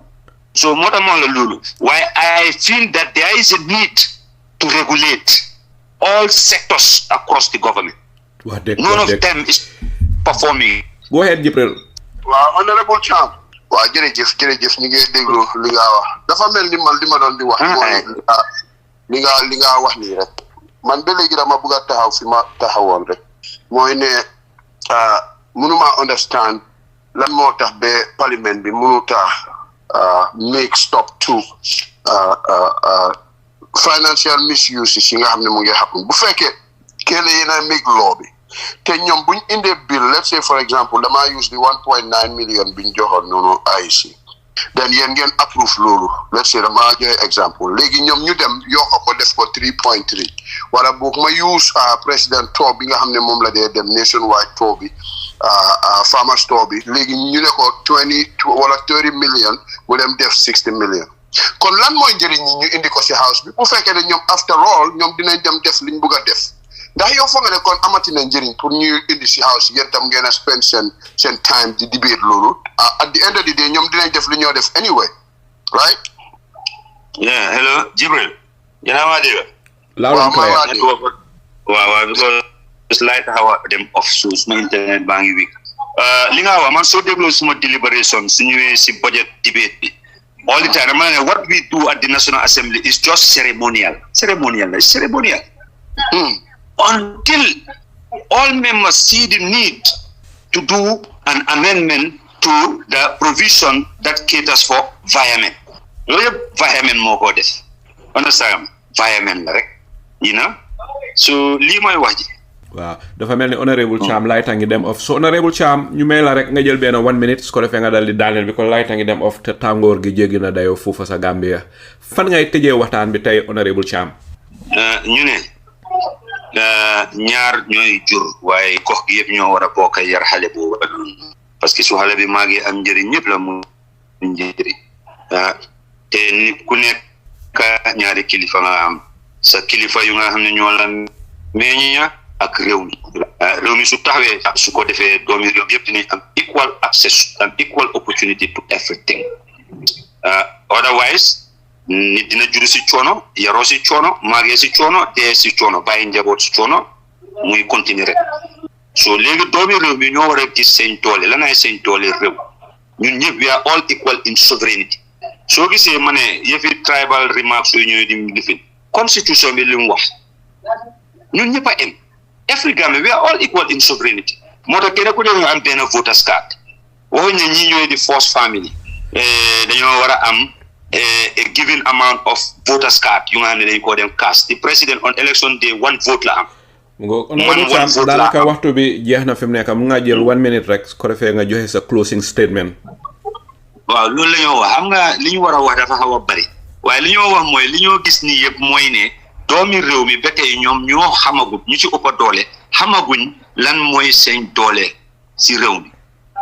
so moo tax ñun ñëpp li ngeen def nii ak ñeneen ñeneen li ñoo def nii yëpp lu am solo la pour ñu jàngalante naka la ñoo def réew mi dox pour ñi nga xam ne bi ko dañ leen dénk aleel boobu ñu dénk leen suñu aleel la pour mu njëriñ ñu ba pare aleel gi gën a barke naka lañ koo nekk di partager nag loolu noonu sañ-sañi doomu réew mu nekk la pour nga laajte ko ba pare am nga si xalaat tamit so kon li ñoo wax mooy lu ñëpp bokk daal ne leen ko sàmmandoo for the common good kon jërëjëf Honourable Musa Cham of Serekunda mbokk yi ki ngeen di déglu noonu mooy Honourable Musa Cham moom mooy député bi toogal Serekunda si néegi député yi Honourable Cham ñu ngi laa gërëm si sa waxtu lépp loo xam ne séedoo nga ko askan bi si waxtaan ji nii fi mu nekk ñu daal di ñëw si Gibril Fadia Gibril am na lu bari loo xam ne li askan bi ñu ngi ko joytu bu yàggul Adama Barrow génn na daal di joxe 9 points am na tamit ñu joytu ne am na wax yoo xam ne mu ngi koo wax si campagne am yi wala raleem yi wala si béréb yooya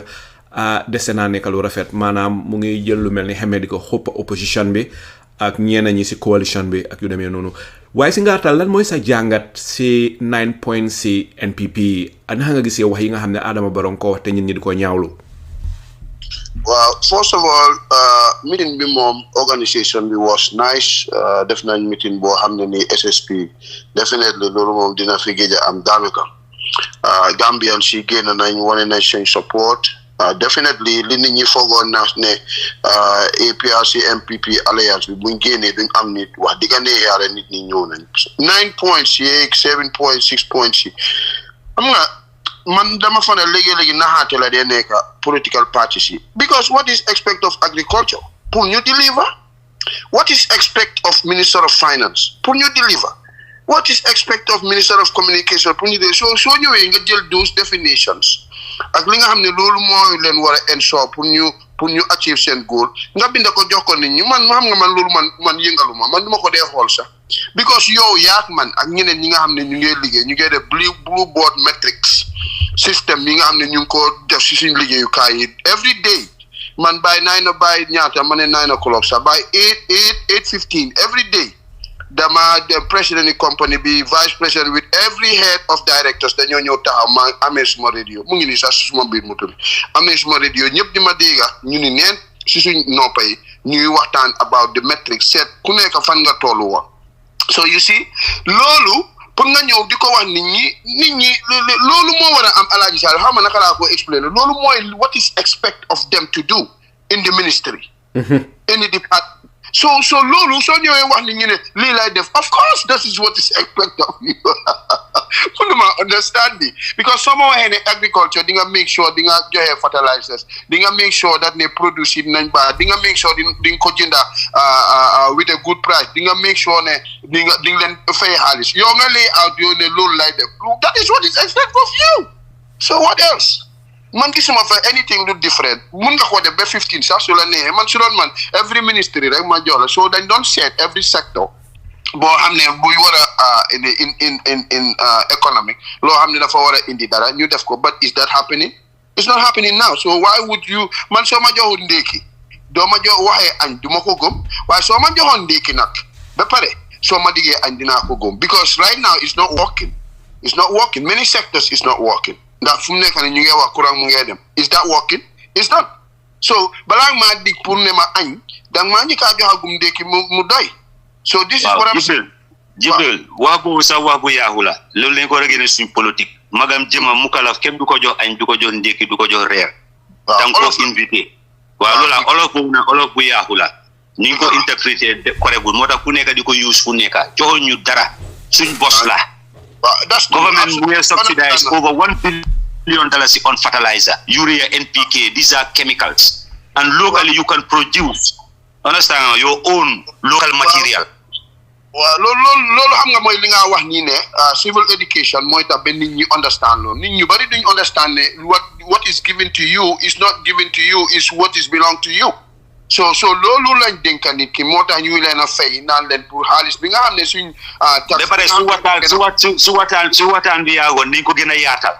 waaw gis nga dafa am government revenue su nga xam ne secteur si ñu ngi ko jëlal seen boppa di ko expense si other things like withholding tax I know di ko divert waaw loolu def de am government withholding tax nga jël ko nga dog ko ba pare nga kibal ko sa boppa remituloo ko to GRA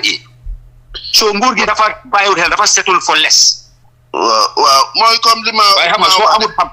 waaw comme li ma wax rek bu fekkee ne nguur loolu management la ñoom dañ dee jël fii nii let's say for instance ñu indi 50 million jox ko agriculture so te fekkee ñoom ñu ngi am yoon boo xam ne ñu ngi ko liggéey so mun nañoo toog indi cabinet ñu ne you know what yow yaa ngi am 50 million buy ñëw fii nii xëy na duñ mën a spend yëpp after ñu jël ko ñu divert ko léegi su agriculture bi demee down then ñu waaw léegi 2026 budget bi Ministry of Agriculture how much are they collecting for the government I know zero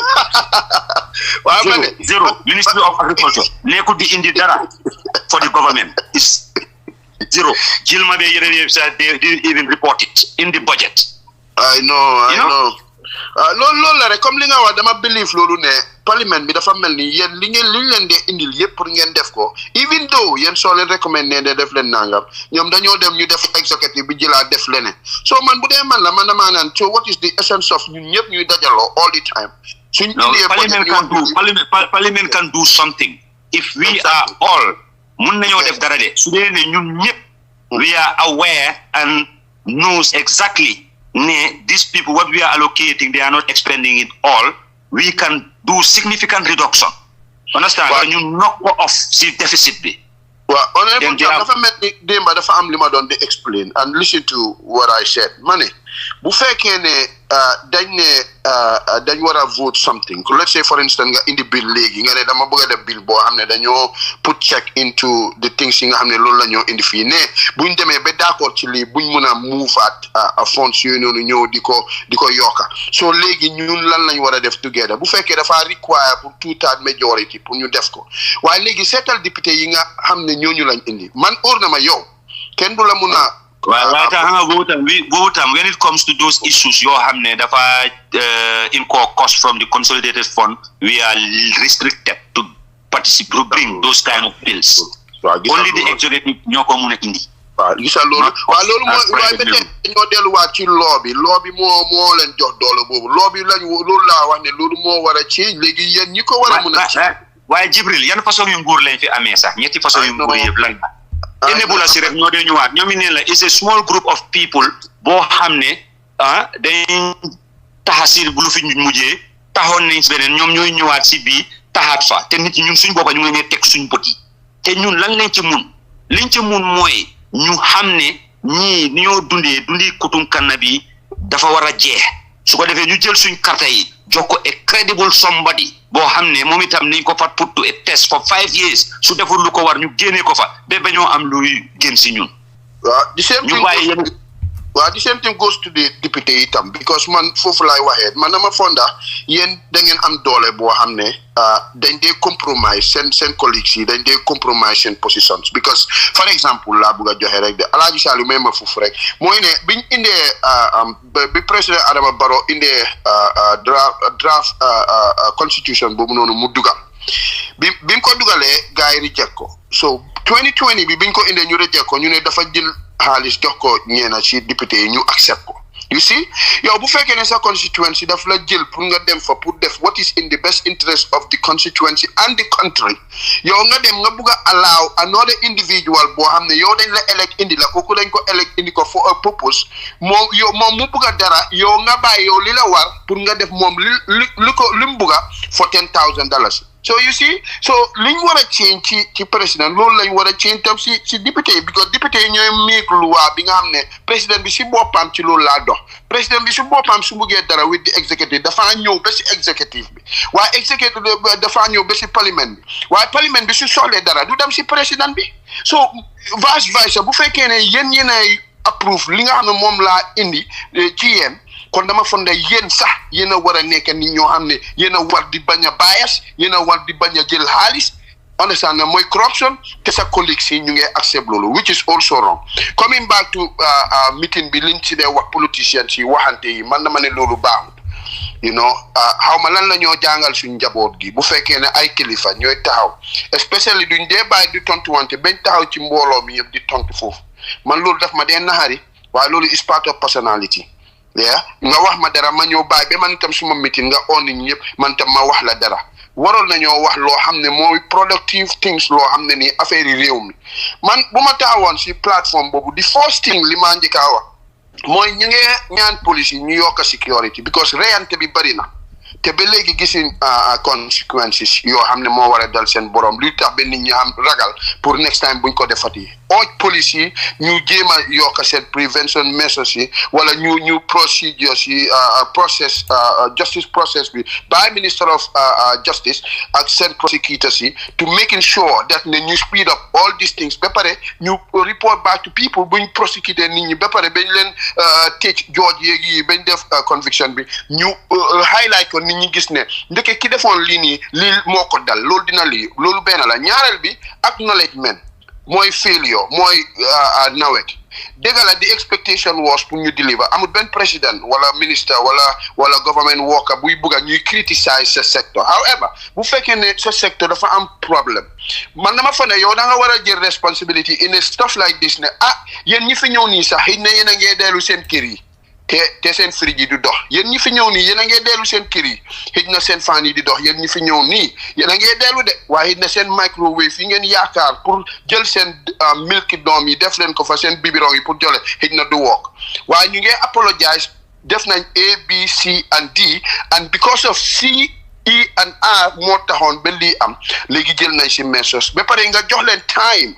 time frame window that ne within this period 2 months 3 months everything dina waaye si diggante bi ñu ngi leen a ñaan ngeen bear with us ñun yéen lañ fi nekkal xam nga joxe wax yoo xam ne dina dalal nit ñi xam nga ku meroon sax dina wàcca ba pare itam dafa mel ni yow da nga transparency nga ñi kaa wax balaa nit ñi di laaj so man dama foogoon na meeting bi man foofu laa doon expect ndax maa ngi ko doon wax sa some of the audios di wax naan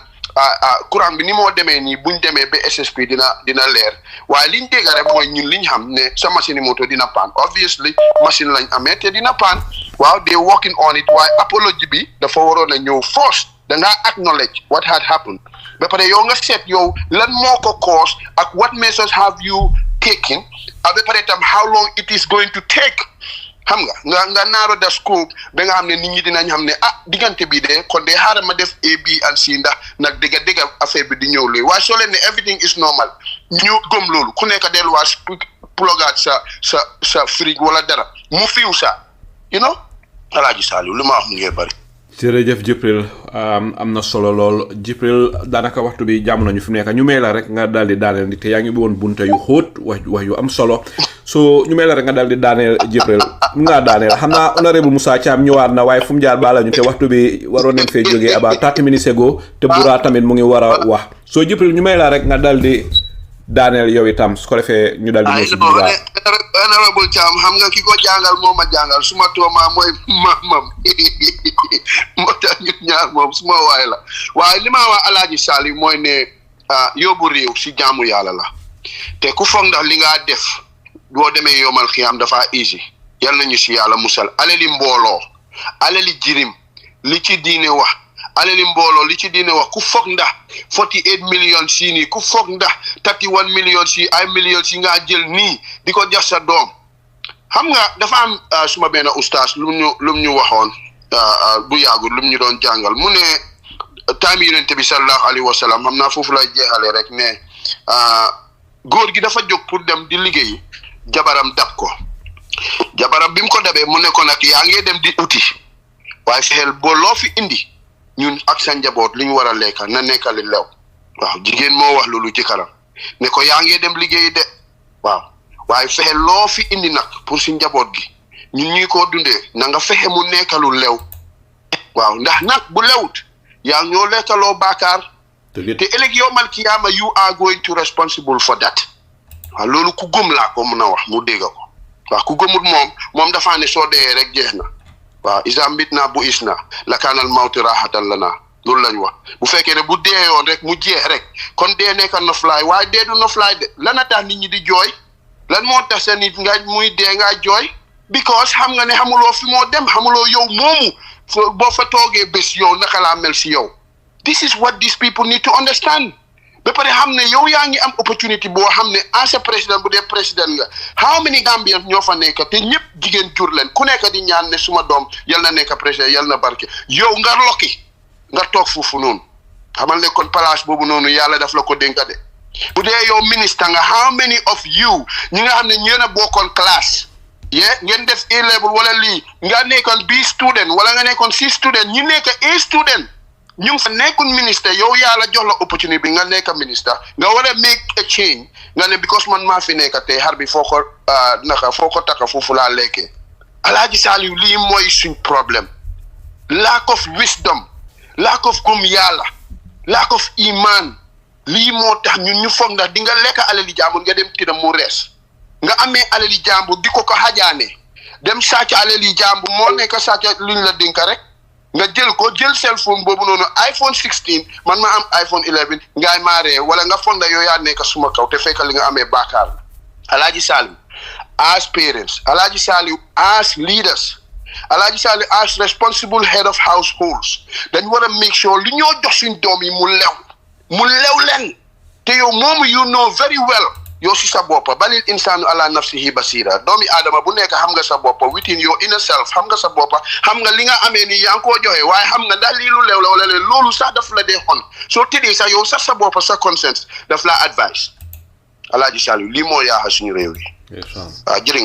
jërëjëf Gibril Fadia Gibril ñu ngi lay gërëm yow itam si sa waxtu di la gërëm di la sant si wax yu am solo yi nga fi wax jërëjëf Gibril fi mu nekk daanaka dañu jël caabi bunti kër ga daal di jox Bura gis nga Adama Barrow 9 points yi nga xam ne moom la wax ba pare jot neen fi ne mu ngi wax yoo xam ne wax yu bari te yenn si wax yi dese nañoo rafet xam naa ne tàmbali woon nga si waaye ma bu waree nga xuus si tuuti Bura lan mooy sa jàngat si Adama Barrow ni mo politique si jamono yi nii ak 9 points yi nga xam ne moom la unveil bu yàggut ak wax yi nga xam ne ñu bari gisee nañ ko ne du wax yu rafet mu ngi koy wax jëmale ko si opposition bi ak ñenn ñi si kilifa parti si. waaw Alhaji Salih dëgg la Adama Barrow ba mu ñëwee ba léegi 2016 2017 ñëw ba léegi 2026 bi ñu nekkee Alhaji Salih nekkul di wax bu rafet waxam yi saa yu nekk wax bu ñaaw wax yu bon Alhaji Salih loolu la Alhaji ci dee wax loolu nekk li bett ñu bëree bëri Alhaji Salih because before 2016 December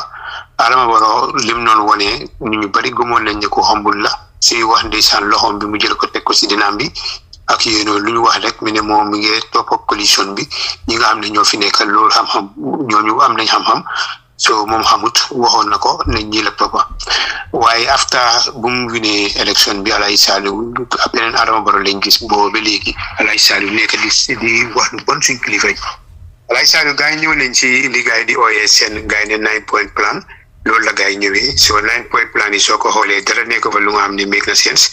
because yow yaa ngi government ba pare yow yaay di leader of the government di head of the government di président bi NPP la ak coalition bi comme li ko Gibril Fadia waxee so léegi bon liggéey moo leen war waaye doo ñëw li nga xam ne yow yaa ngi ko war a def defuloo ko nga ñëw ne da nga indiwaat beneen 9 point plan loolu dafa mel ni waxi naxaate la so 9 point plan bi Alhaji Salih li fa nekk dara nekk fa because ay économie bi dinañ ko indi si level bi su ma winee tika si dinaa yokk seen salaire di 30% agriculture sector bi dinaa ko indi si lii dinaa ko def lii so mel ni yow 9 years nga fa am nekkuloo defut nga ñëw indi waaye ay 9 point plan ne loolu ngay def so mel ni moom loolu gëmu ko Alhaji Salih because soo xoolee Brikama seen meeting bi nga xam ne loolu la ngay def nit ñaa ngi wax ne gars yi spend nañ si $5 million so gis nañ ne am na ñu nga xam ne mobilise nañ leen across the country indi leen pour de gën a mun a wane crowd président la right now mooy di incumbent am nañ xaalis bi because $5 million boo ko génnee di nga mun a mobilise yu bëri nga indi leen ñu wane ne so président la su fu mu génnee réel yi génnee di mun a mobilise ay nit indi leen waaye li wéete wóor mooy lan la wax si meeting bi bu mu fa nekkee meeting bi li fa wax yëpp concentré dul si ñoom sax seen 9 point plan bu mu wax li si ëpp yëpp ay gaaruwaare la ay wax yu bon si ñi nga xam ne ñooñu noonu ñu ngi nekk si opposition bi te loolu fu mu dem dina ko daf ko dee wax demoon na wulli wax na dégg na li mu wax Seedy Njie bi ne Seedy Njie màgget la loolu yëpp gisoon nañ ko si campagne yi lifin bi parliamentary election bi li mu fa sotti Seedy Njie ñun yëpp dégg nañ ko so yëfi màgget la ak yooyu noonu xaleel moo ko mun a lifin dina ko yóbbu pension comme ni mu yóbbu Ousseynou Dabo so waxi du gan bu mu ñëwaatee fii nii tamit Brikama seen meeting bi foofu same thing la wax na ne opposition si right now ñeneenti vice président ñoo ko oppose wax na comme Aïssatou Touré mu ngi ko oppose wax na comme Fatoumata Jallow Tambajang wax na comme lawyer Ousseynou Dabo so mi ne ay màgget lañ seen blog yëpp dafa dee loolu yëpp wax na ko wax na ne dara nekkaatu fa so moom ragalut ñi nga xam ne ay màgget lañ ay blog yu màgget lañ so wax na even lawyer Ousseynou Dabo ko la gën a yàpp mi ne mu kooko ngi def vidéo di ko criticize ne na yërëm Gambien si because courant buy dem ak yooyu noonu lu vidéo boobu Ousseynou Dabo def loola noonu tontu Ousseynou Dabo mi ne Ousseynou Dabo war naa understand ne generator daf dee mun a paan ko te moom war naa jël exemple si boppam mi ne bi ko 2021 élection yi moom Ousseynou Dabo sax paanoon na fi paan boobu noonu mënuñ koo liggéeyante ba after the election mi ne Ousseynou Dabo ak ñi yëpp moto bu màgget lañ puus mu taaka bireek mu fay loolu yëpp mu ngi nekk di ko wax so di wane comme ñooñu màgget lañ amatuñ dara ay màgget lañ dara nekkaatu fa ak yooyu so yooyu yëpp yàgg na di ko wax seen meeting bi boobu gis nañ Demba Sabally tamit dem na foola di wax yëfi taam bi wax na ne Adama Barrow dina fi nekk ba 10 taam dara kenn mënalu ko fi dara ak yooyu wax nañ ko jox nañ Baba Jah tamit saagakat bi plateforme xam nga moo tax maa dee wane kuy blame opposition si nga gis benn supporter bu toog néegam comme ni ma toogee fii Alaaji Saliou di nekk si WhatsApp bi oo dem TikTok wax dala ne man opposition bii lay support loolu kenn waru see ngaaña benn opposition because opposition si dañ nekk di adresse bàyyi leen saaga bàyyi leen lii gën a bon moom mooy opposition bi yow yaa ngi toog sa plateforme nga jox benn parti supporter muy wax lu bon te loolu NPP rek moo ne fi nekk di ko fi def Yaya Jammeh sa musu koo def Yaya Jammeh kañ mooy wax li moo wax waaye du dee jox kenn plateforme mu fa toog yow nga nekk di wax loolu si nguuri Adama Barrow lañ ko gisee so Baba Jah mii nga xam ne saa yu njëy jëlee moom mic bi UDP ak Honourable Ousainou Darboe dina ko wax yu nga xam ne loolu man sax ñeme ñu ma ko fee wax Alaaji Saliou si plateforme bi si dem Baba Jah la joxaati plateforme bi muy wax ne UDP suñ fi ne so li xew South Africa gis nañ ko loolu la fi gars yi di def attaque foorina si bugguñ foorina ak yooyu so yooyu yëpp Baba Jah wan na ko te Adama Barrow ba mu téyee mic bi li Baba Jah wax foofu la starté mi ne mi ngi gërëm Baba Jah foofu la teg ko fee moom tamit mu ñëw di wax comme li ma laa wax nii ne ñoom ñetti vice président yi ay màgget ak yooyu Alaaji Saliou lii yëpp moo tax gis naa ñeneen ñu bari génn nañ di ko criticiser ne ko na bàyyi lii muy mel parce que nit su demee ba nga xam ne mag na soo ba àgga si level bi yow li nga ñaan yàlla ku nekk da ngaa ñaan yàlla nga am fan bu gudda waaye doo toog all the time ku fi génn Seedy Njie wax na ko fii ne màgget boobu mu ko fee Ousainou léegi dem na foola si ñoom Fatoumata Jallow Tamba Jang ñooñu la moo wax noonu ñoom Aïssatou Touré ñooñu la moo wax màgget ñoom Bakary Bunja Dabo ñooñu la moo wax màgget soo mu mel ni kii soo benn respect si ñii nii nga xam ne ay kilifa la ñu nga xam ne coalition bi war nañoo taga gërëm Fatoumata Jallow Tamba Jang rôle bu mu fa play looya Ousainou Darboe lim def Gambie nit ñëpp war nañ ko seet taga Honourable Halifa Sallah lim def ñoom Seedy Njie lim def waaye kii si plateforme la may lay toog di sotti ñi lu ko ne soo moo tax nit ñi di xam ne comme moom waxoon na fi Ousainou te ñi yëpp liñ ko dee cëriñ politique lañ ko dee wax ba mu demee wulli kii lim noonu li fi Musa kii Honourable Musa Cham di wax loolu la Seedy Njie noonu wax nit ñi di éduquer nit ñi ne leen yéen taxpayers ngeen soo li government bi di def mayu leen ko si nii ak nii la dee amee di leen wax procédure yi ak administration ni mu dee demee so moom bu ñëwee tontuwul loolu de mi ne Seedy Njie màggeen mu dem fubal looy Ousainou Darboe tamit li mu ko dee wax yëpp musu koo wax comme mu dem personnalise dara so li nga ko fi waxoon mooy kilifi résident bii ni nga xam ne daf ko jël nekka fële Fajara loolu la ko wax ne àndut ak lu waa gis nañ loolu tamit li nga ko si tontu ne ko di nga dee ba ma dem sa baamel bi gis ne yow dee nga man si laay génn fii so gis nañ ne wax na ko loolu gis nañ yu bëree bëri wax na ko tey fi dee last time bu ko Honourable Ousainou Darboe tamit xoolee opposition la foog mu wax bu mu ko waxee yëfi comme corruption bii nii tamit lan la ko fi wax boobu tamit dégg na li nga ko wax mi ne ko fu ma dem nga ne danga faa dem loolu soo ko bëggee continuer waxuma la ne bañu lopitaan de waaye Angleterre sax duñ la mun a faj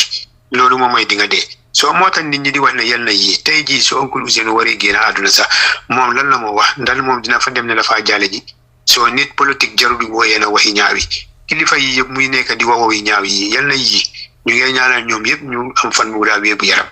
waaye comme jàmm moomu baganam si fi ñooñu waree génn àdduna la Adama Barrow dina fa yónnee dafa jàlle ji ak wax yu ñaaw yi mu nekk di wax te ñooñu policies ak programmes ak corruption loolu lañ ko dee challenge su ko ñëwee ñu waxee loolu moom mu dem wax leneen soo loolu yëpp ñu bari gis naa génn nañ di ko condemn si kilifa yi mu nekk fu mu dem ñu wax nii lii la dee wax loolu beeta na ñu bari si Adama Barrow because 2016 dem si suuf kenn yaakaaru leen ne kii wax bu bon bii ak wax yu ñaaw yi muy génne si làmmiñam bi ne kii loolu mu ngi si moom loolu beeta na ñeneen ñu bari so loolu tax na ñu bari ñu ngi koo waxal waaye moom faalewul parce que soo ko waxalee foofu la day gën a ñëwee di gën a wax fu di gën a tibee Adama Barrow fu mu bonee foofu la day gën a tibee mu ñëw ba pare nit ñi nag di reetaan ñu nga xam ne ñu ngi ko sooraan comme lu Musa Cham waa INA Bulas ñoo ko sooraan ñoo ñu faalewuñ so nii ñu bari ni lañ fi defoon Yaya Jammeh so ñoom ñoo ñëwaat si Adama Barrow same thing soo ko fi wax fu lu gaay di toog di wax fu loolu la di génn di ko wax waaye li gën a bon Alaaji Saliou fu ma daanale rek mooy ñi nga xam ne ay sagakat lañ daf dee toog ñooñu la dee jox plateforme bi ñooñu wax li leen ne si suñ kilifa yi gaay di tâche di reetaan Alaaji Saliou Bura wax nga loo xam ne lu daw yaram la ne suñ politics foofu la mujjee ñun yi façon ngi politics du woon li tax suñ maam yi dal di xeex ba Gambia dal di moom bopp te ñun suñ kilifa yi jàngal neen ñu ne te jànge neen si aada ak si nit ñu yaree ne jigéen bu amul doom sax sooy waxtaana moom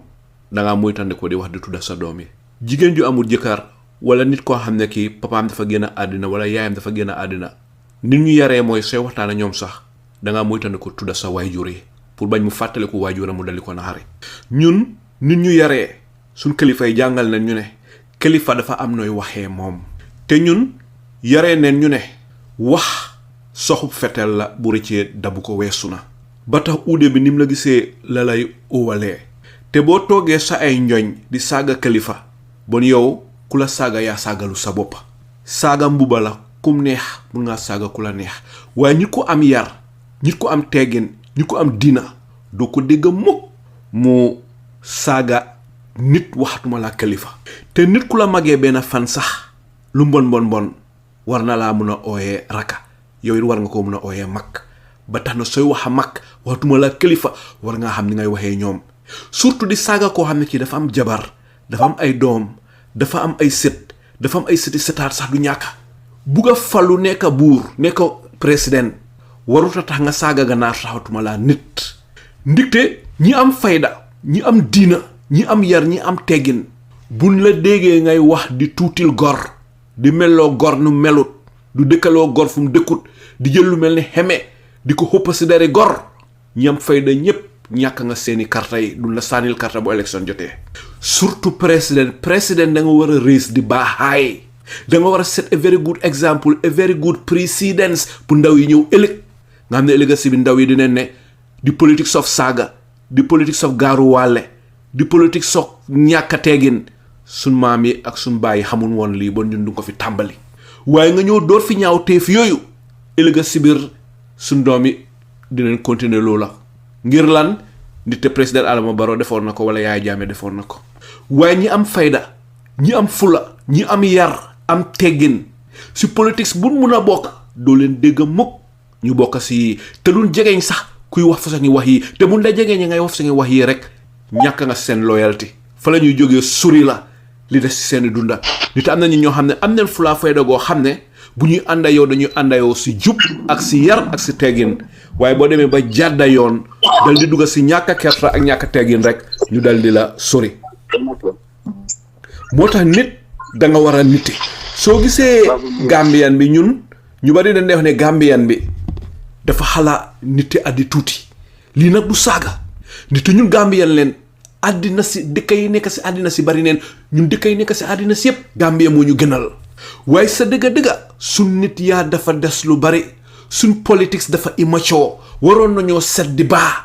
Adama Barrow moo warutoon a bokk sax si campagne at mi nii Adama Barrow at mi warutoon a fekk muy xalaat utali ñetteeli man keneen moo waroon a jiite NPP ku dul moom waaye ndegem parewut a dem ba pare dina def lu mun pour toog loolu dal di tax muy saaga gor di saaga mag ñi loola ñu ngi koy ñaawlu ba fu ñaawlu em waaye nag olof dafa ne xar wala mbaam bu jaaxle day màtte am na lu bari ñi tan koy def njaaxare moo ko waral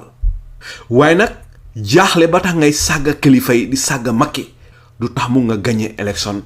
ndigte saaga yi muy saaga ak yu bon yi muy wax makki ak kilifa yi mu réglé woon courant gi moo ko gën fuuf di jël saagakat yi ñu dal di ko wóor mu jël leen jox microphone moom mu toog saagakat yi saaga gor jël lu mel ni xamee di ko teg si dari gor moom président bi mu toog di ko dégga terewu leen loolu noppeem nga dafay wane def si ànda te loola du réglé su ndox mi li réglé wut Gambia bari na mu réglé woon yii ut borom xam-xam yoo xam ne mu neen ko dimbale ñu dal di réglé problème bi Gambia fees tey ñu dal di ko wóor ñuy wax si xam-xam ak si yar ak teggin di wax lu mun a dugg si noppi ñun ñi moo gën fuuf nga jël saagakat ñu dal di la wóor nga jox leen microphone ñuy saaga gor ñun su fekkee ne suñ politique fii la egga suñ ëllëg dina leen dem te dégga doy na waar mbokk yi liñ fi waxtaanee bari na waaye comme na ko olof dal di waxee rek ñu ne lu neex du doy xanaa dañuy koy dog dal di dem ba beneen yoon fii la waxtaan jëlal li am fi mu ne du def lu dut dal di ëmbal lépp loo xam ne honorable Modou Lamin Biba wax na ko fi ak honorable Musa Cham boolee Bura Dibba ak Gibril Fadia lépp loo xam ne déggee ngeen ko fii du def lu ëmbal lépp dal di leen ko jébbal bàyyi waxtaan ji mu continuer daw si seeni xel yéen Gambian yi yéen ñi ne attekat yi nga xam ne yéen atte lépp loo xam ne déggee ngeen ko fii di leen gërëm di leen sant si dëkklu bi te na ndimbal dap yàlla wàcc si réewub Gambia te Gambia soxla na ndimbal dap yàlla bu baax a baax a baax ndigte liñ gis suñ politique di demee ragallu na tiitlu na te waruta demee nii seeni mbokka Saliou Njie salaamaaleykum wa rahmatullah wa barakaatu waxiru daawaana an alhamdulillahi rabbil alamin